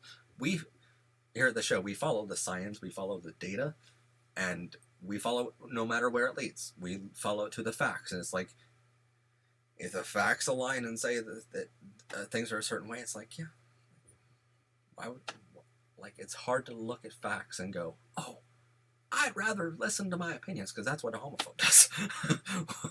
You know? But, neopronouns are using existing words or made-up words as your pronouns. I mean, I think that's just as valid to go with. I mean, because you gotta remember, gender identity is a spectrum. No one, like, while I identify and while he identifies as he, him, his, that doesn't mean everyone should identify that way. I'm just going to point out that all human language is made up words.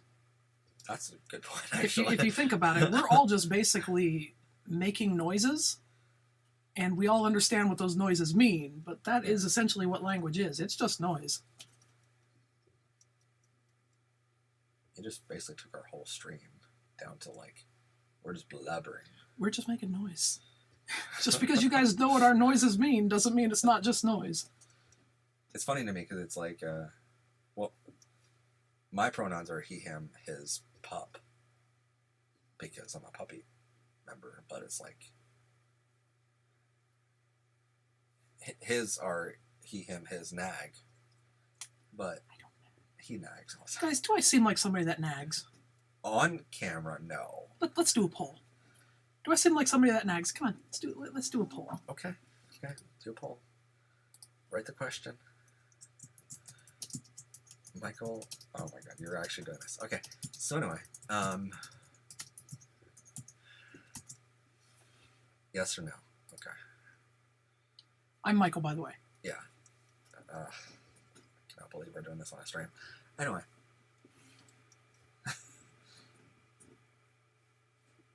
And then we got another question for you, because I'm prepared today, a little bit, tiny bit. Normally I'm not prepared for streams. I was prepared today because Christmas is a big episode. By the way, I just want to remind everybody, really quickly, while we're waiting for those poll answers to come in, we just vibrate atoms at certain frequencies through our molecules of air. That's a good point. If you think about it, we are all just atoms. Wow, Michael never nags. How dare you? I'm on Team Michael. Thank you, Cordelia. You haven't seen him in the bedroom, though. Or, like, I don't the nag kitchen. ever. Or in a grocery store. Oh my god. Okay. We go to grocery stores, and I have to stay next to him, because if it's busy, he will start to freak out. And if I have social anxiety. If I'm not, I do too. But if I'm not paying attention to him, oh my god. Like, okay, if you're in a grocery store, sometimes you have to compare two different items, or you're trying to find something on the shelves. And if you've got somebody behind you that's talking to you... I do the same thing, though. You're trying to find that stuff, so you may not necessarily be paying all that much attention to them. He will get very, very, very mad. He actually stormed off one time, and I had to chase after him holding a giant jar of pickles. You notice how, ever since you started this story, the nag odometer went down on your no, by the way?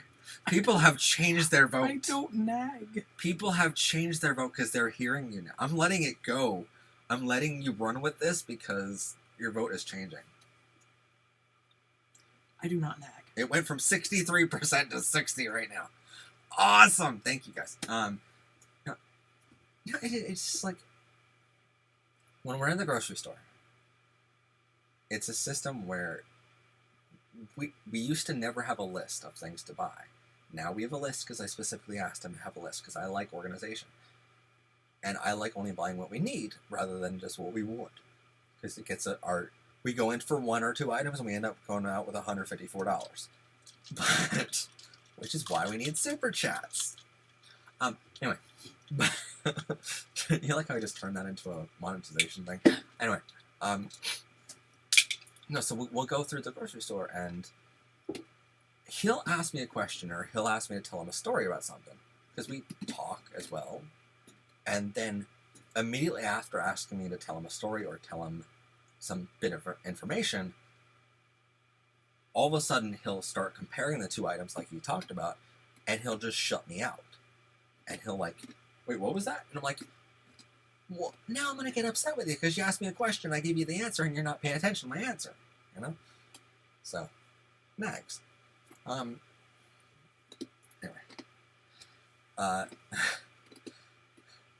Matt, what was your favorite part of 2020? What was your favorite part? Meeting you. I was hoping he would say that. If he wasn't going to say that, I was going to nag him over not saying that. Yeah. He was going to nag me, ladies and gentlemen. Okay, the and question... non-binary. I got yelled at for that a few days ago, so I remember. The question is not whether I nag. I know I nag. I'm very open about the fact that I nag. The question is whether you nag. I'm a very laid-back person. I really am. Go ahead. Tell me I'm not laid back. Go ahead. Oh, we need to do the bone question. Oh, that'd be a good question for the audience. But no, it's like I know I nag a lot because I care. It's just you need to accept that you do too. I don't nag at all. Sometimes he cares too much about things. But I will say it's fantastic to be with someone who can carry on that intellectual conversation with, and we'll have a great time, you know, and we'll learn a lot too, because that's why I'm letting him run away with some of these answers, is because I'm learning just as much as him, but just as much as you are out there. But a chemical is reaction. Yes. So there's chemical reaction. We're gonna do a science episode soon. We're gonna have some science beakers and make some colors out of some very dangerous materials that you should not try at home. Because I'm stupid and I decided to do it that way. Oh God. You actually got the chemicals? They're in the room right now. We're not going to do it on stream today, but one day, yes. No, I'm doing the food color version. No, I scared him. No, we're doing the food coloring version. Anyway, my favorite part of 2021, I would say, here's a fair way to ask that question. What's your favorite part of 2021 besides meeting your life partner? Because obviously for both of us, that is going to be our answer. Because like meeting him was the best thing I ever did, you know. So what's your favorite part of the year besides meeting me? Moving into my new apartment. Oh, and the apartment you're in now? Okay. Mm-hmm.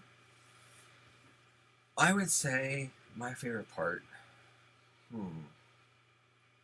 would be honestly like building this community, because I remember was it before last Christmas last year we hit 20,000 subscribers, like, and that was like beyond my wildest dreams, and I'm like I wanted to like genuinely in the very, very beginning, I even did an episode on it of like, how dare someone out there tell me that I wanted to be famous or I wanted to do this for the money. I wanted to like, you know, make this my thing. It's like, how dare someone like accuse me of just trying to profit off of this? And it's like, no, I wanted to help one kid out there that was like me, wanting coming out advice. And like last year I hit 20,000 and I'm like, oh, this is amazing, you know? And then this recently, like that, we're about to hit 75,000 on the channel. A couple hundred away from it yet. Hoping by the end of the year it happens. 60 to 40? Mm-hmm. No. The 60% said no. You don't right. nag. You are right 100%. The 40%, you guys are wrong. Sorry. Once again, the minority is, you know, the people that are right. Anyway. So it's like, no, but now we're about to hit 75,000, and so my favorite part of 2021 has been building this community to this point where, like, not just that it's a sustainable career for us, for like building the team up from, I think last year we had like 3 or 4 team members. This year we have 27 team members. Like, but it's a system where it's like we have a lot of people helping us, a lot of great organizations helping us, and it's truly been like he knows every morning when I wake up, I check the comments on the channel and I'll scroll through and I'll just like read them through, moderate them a little bit, you know, like the moderators do a fantastic job at this as well. We're just making sure it's all LGBTQ friendly, but I read through it because I need motivation, especially on the days I'm recording or I'm scripting or something like that. I need some motivation to get going, and reading through those comments and seeing like the thank you, like you're a better teacher than any of the teachers I've had in school, like those kind of things really pep me up and make me know like this is what I want to do with the rest of my life. This is worth doing, and it motivates me to go and to drive an hour back here from where we live now to come record an episode or edit an episode here, because I can't record or edit episodes where we live right now. Mm-hmm. So I need to drive an hour back to where we're currently recording this episode. It's a hard drive, driving an hour away from him, knowing I'll be away from him for 4 or 5 days. But it's like, that's what motivates me to do it, you know? So that's been the best part of the year, seeing that every morning. But I watched a news article where some schools banned pride flags in their school. What country are you talking about, by the way? I might be able to help you with that situation. Do you think that they were pushing gay stuff in the wrong directions? Who? Edgar Hoover? Oh, yes. No question about that. Who? Where do you see that? Jacob Stewart.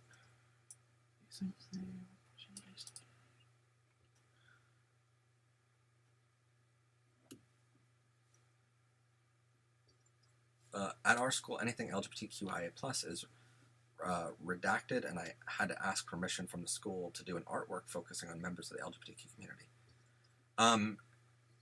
If we are talking about America,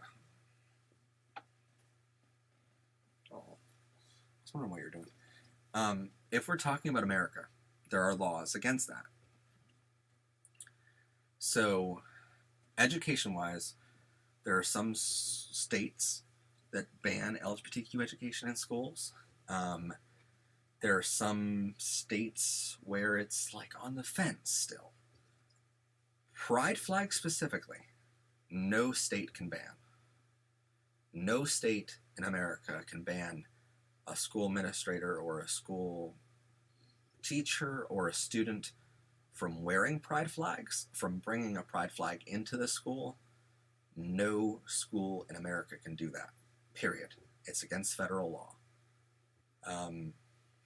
So if that's happening, I suggest you contact ACLU or Lambda Legal, one of those organizations, get them involved.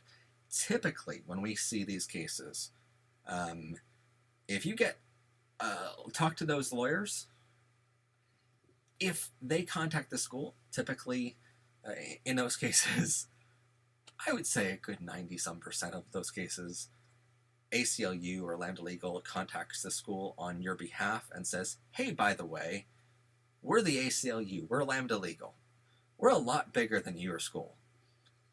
We're a lot more powerful than your school. We've won cases against this before. And what you're doing is against the Constitution.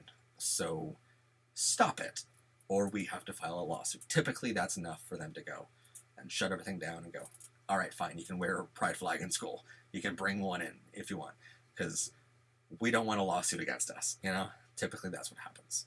And if it ever comes to it, I mean, the court cases are sealed already. Like, it's an open shut case in your favor. But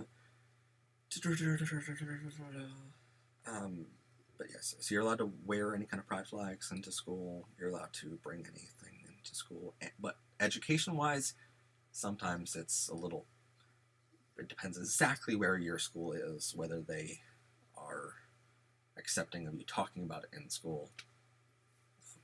That's the thing. Even in that case, it's covered under freedom of speech. You saying I'm gay to other students or whatever. But the teachers specifically teaching you about LGBTQ topics, that's what's specifically refrained from in some school districts, specifically in America. You can always talk about your own sexual orientation or gender identity to anyone you want. That's freedom of speech.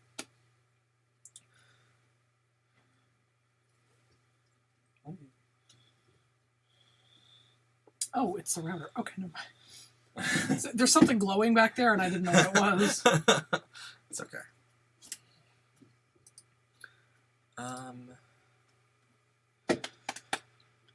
Do schools ask your pronouns sometimes? We actually have a full masterclass coming out soon for teachers, for school administrators, to teach them how to handle LGBT situations. And we are teaching school administrators to ask students their pronouns on the first day of school. That way they don't get them wrong. We encourage all students to be asked their pronouns. We encourage students to speak up and tell people their pronouns. Because the more commonality we get into saying, my pronouns are he, him, his, the more people get to hear that commonly, the more we start asking other people, okay, hey, before I address you in a professional context, what are your pronouns? You know, that's the more I hear it in society, the more I want to ask the next person. And the more respectful we can be of everyone and their true gender identity. Gender identity. I feel like I said that weird the first time. Anyway, as I said as quickly. So any questions for Michael? If Roe v. Wade isn't safe, nothing is. Any rights previously won can be overturned by the new Supreme Court. You're right about that. We're not going to get into too much of the Roe v. Wade debate here, because that's totally not what we talk about here on the LGBTQ channel. But the Supreme Court of the United States is very not necessarily on our side right now. They're surprising sometimes, though. They do. I found Roberts to be surprising on occasion. Amy Coney Barrett voted in our favor, I think, once now.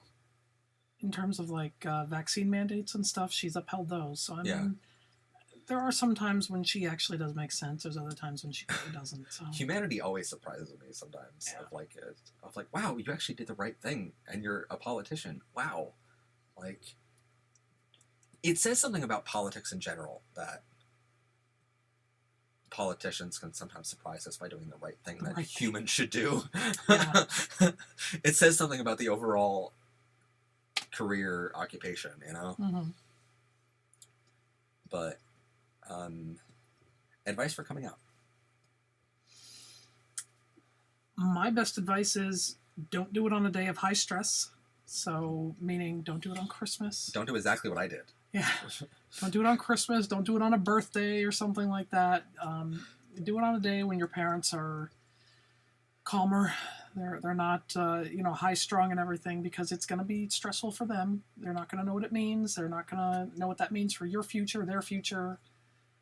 You know, a lot of parents, when they find out you're gay, they're like, oh no, I'm not going to get grandchildren. You know, that doesn't necessarily mean that. That just means you may not get biological grandchildren.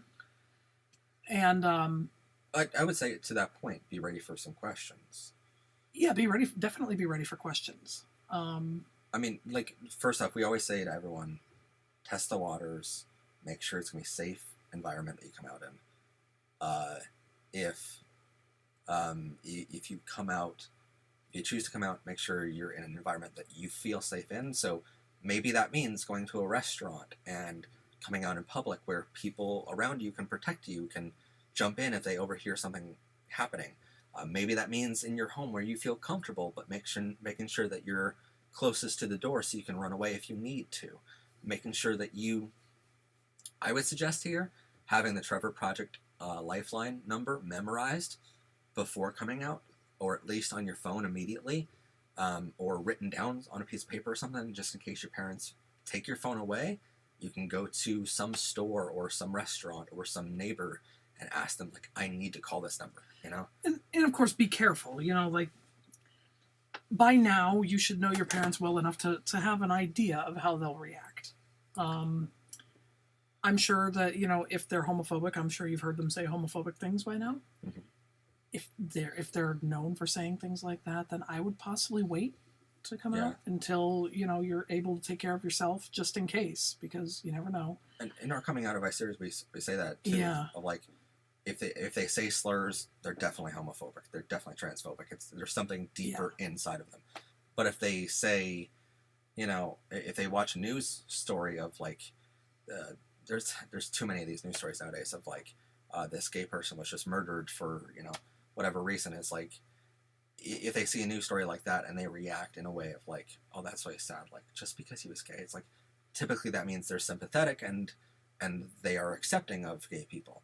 But if they go, well, good for him, it's like, definitely don't come out. That's not safe. Or just even getting kicked out of your house. I mean, something like that it makes your life so much harder than it needs to be. You know, it limits your options in many, many ways. Mm-hmm.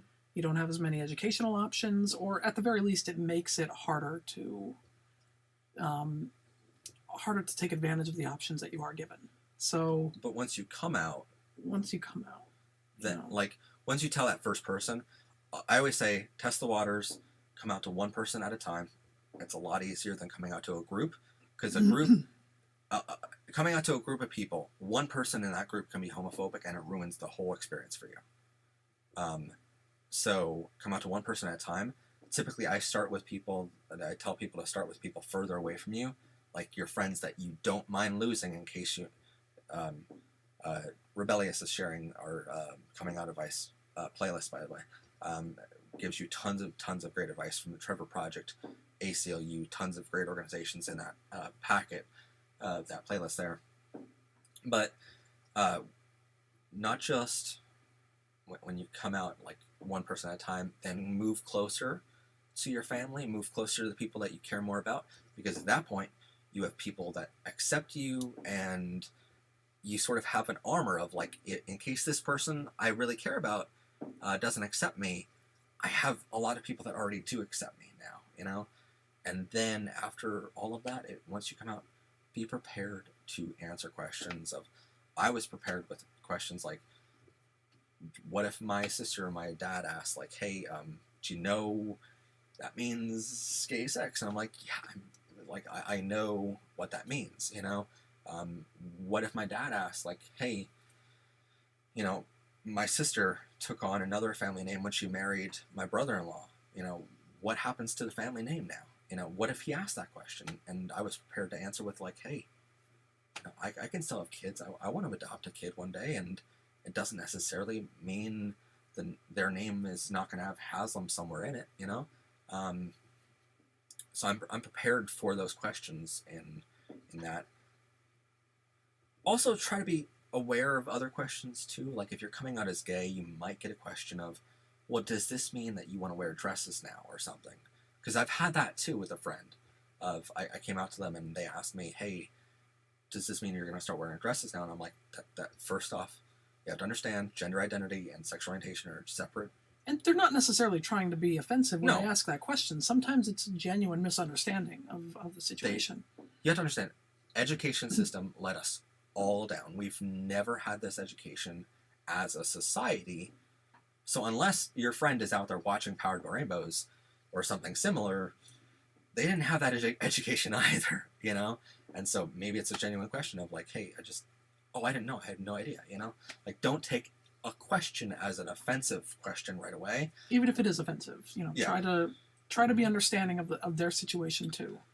But we especially always, if it's, I'm sorry, no, but especially if it's something that is a little harder to understand than just gay, straight. Like if it's trans, if it's non-binary, things like that. Sometimes that's a little harder for parents to understand, you know, and they sometimes look at that as a failing on their part, even in terms of like gay, lesbian. They sometimes view that as a failing, and you have to really get them to understand it's not a failing. They didn't do anything wrong. You know, sometimes it's just how it happens. That's how, you know, that's how the dice got rolled when you were born, and or when you're mentally developing. Sometimes that's just how it happens. So I would say on that point, like I by the way, Rebellious, you can answer any questions you want to. Our moderators are amazing people out there. By all means, go right ahead and answer some questions. There's a lot of questions coming in, and we're not able to get to all of them. Yeah. So, coming out is a big topic, so we're going to cover it right here. But I always tell people, like, just because someone can ask you a question when you come out doesn't mean you have to answer it either. Yeah. Because keep in mind, you've questioned your gender identity, your sexual orientation for so many days, months, years, whatever it happens to be. You've questioned this about yourself for so long. You've had enough questions running around in your head. It is like we compared a lot to coming out of throwing a party. Of you're inviting someone else to your party by saying that truth about yourself, and they have the option of accepting that invitation and coming to your party and celebrating with you, but they also have the option of not coming to your party and not celebrating with you. If they choose not to come to your party, not to accept you, know that it's not your fault they didn't come to your party. It is their fault they declined that invitation. But it is not your job to educate them either. So on these kind of topics, it is, if they ask you, hey, does this mean you're going to be wearing dresses from now on? If you don't feel comfortable answering that question, or you don't feel like you're prepared for it, that's okay too. I would, if you're coming out as gay and they ask you that question, just say, like, no, you have to understand there's a difference in being gay and trans. And if they ask, well, what is that difference? Honestly, I always tell people, use us as a resource. Send them Power of Rainbows video and say, this is gender identity episode, this is the sexual orientation episode, or this is our episode on understanding sexual orientation and gender identity episode. Like, we create these episodes not just as a resource for you, but as a resource you can forward to other people and go, here's a video that explains a lot better from highly qualified individuals, that have researched this heavily. Because it's not your job to go and educate the world on who you are. It's your job to be yourself as best as you can possibly be. And it's our job to educate that. No, up. Huh? Up.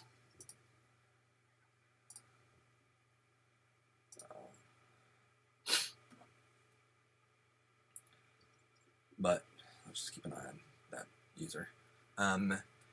So it's not your job to educate them. That's our job. So send them more videos and be like, hey, here, if you really want to learn, this is all about it, but have simple answers ready for them a little bit, Anything else on that topic? Oh, after coming out, be prepared to,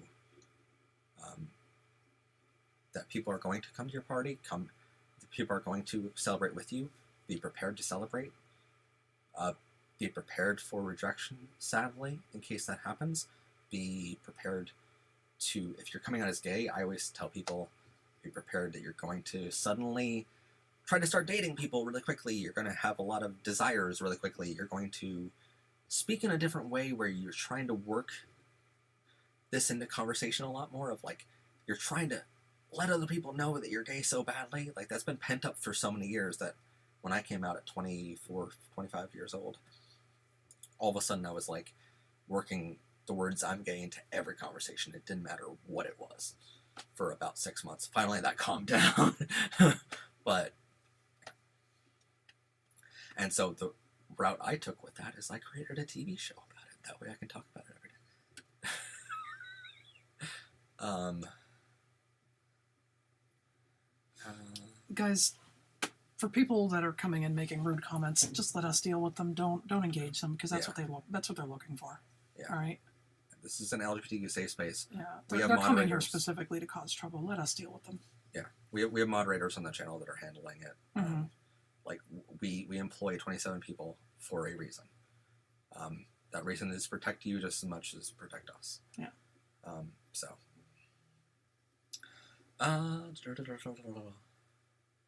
She got. Ooh.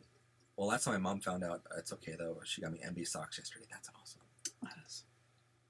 It's great to see not just the support, but also like I'll buy you some like thing to make. Because I always tell parents like after the first year coming out, like Christmas, like buy them something that's like pertains to their coming out because it means a lot to them. Do you know how my mom found out? She found my box of porn. Okay, let's. Remember how I said the banned words that we shouldn't say? She did.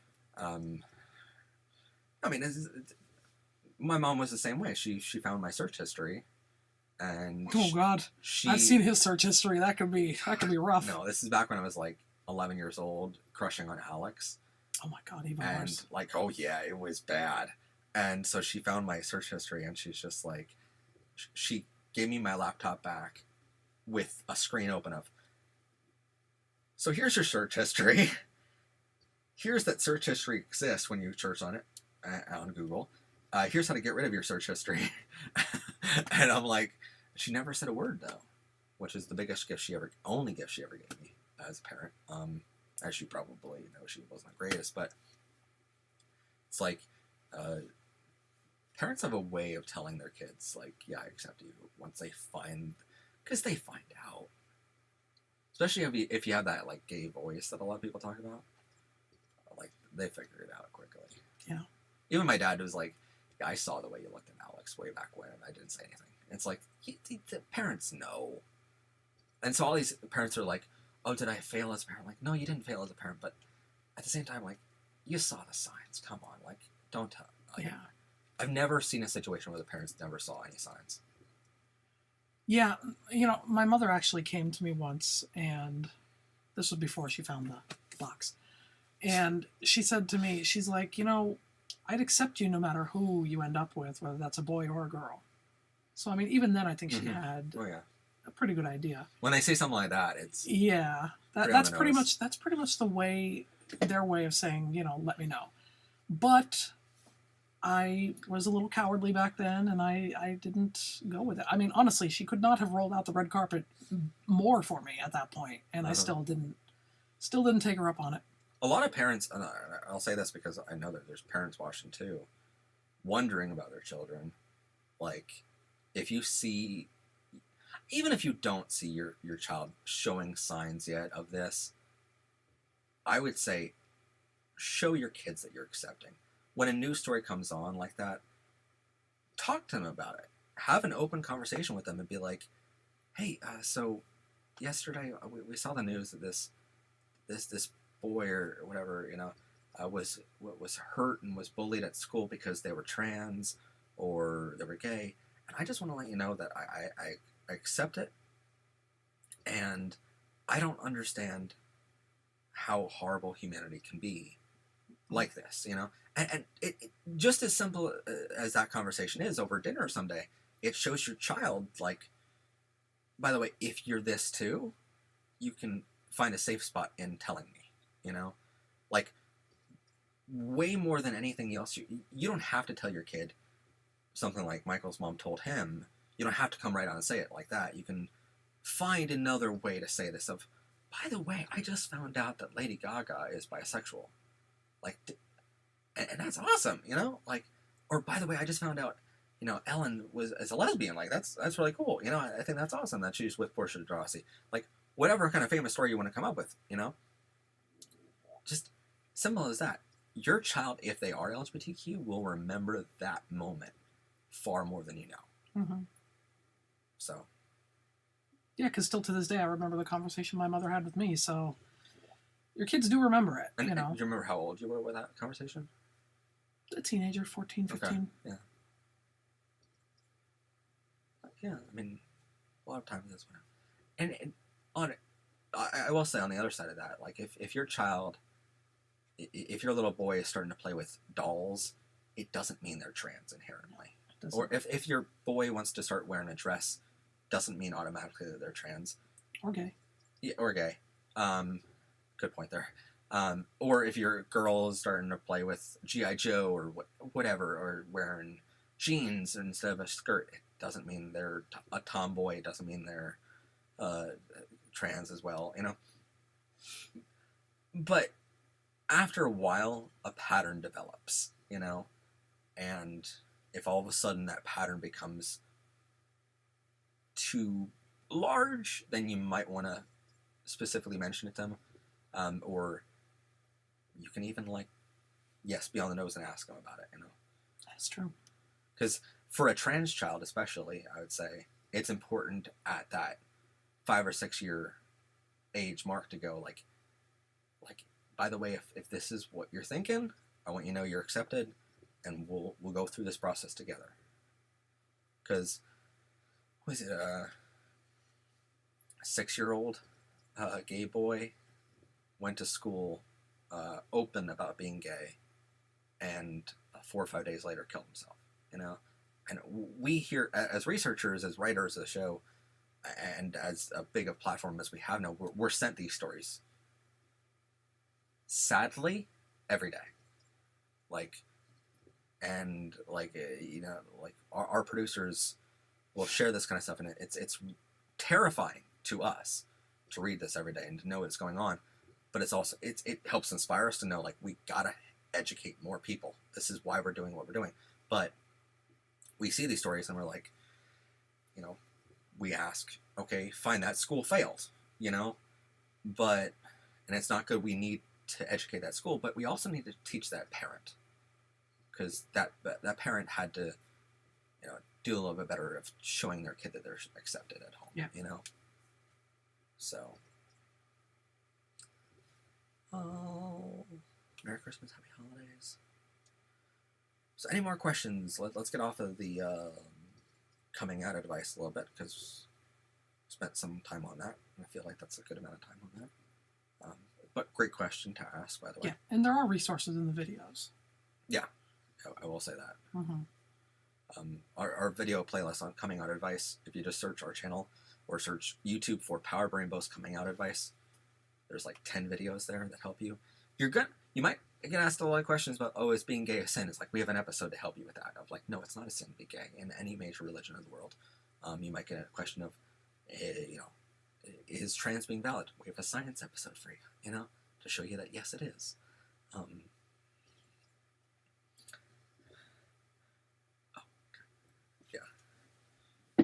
I'm gonna let Michael go for a second. Yeah, I'll be right back.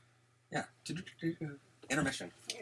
Slight intermission. I get to take over the stream. Kind of. Can he destroy any more things on the way out of the room? Oh, I can.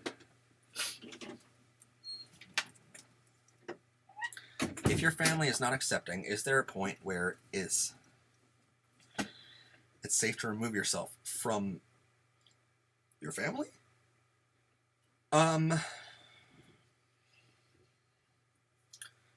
Well, you can... Do all religions hate LGBTQ? No. By any means, no.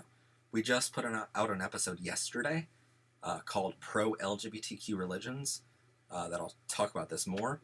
There are hundreds of religions out there that accept LGBTQ, but there are also hundreds that don't. And so that's a worthy episode to research, and there's some resources listed in the description of that episode that give you a full list of every religion that accepts people for being LGBTQ. And I would say, even on that, like, there are Christians out there that are Roman Catholics, and while Roman Catholic Church does not accept gay people, the Pope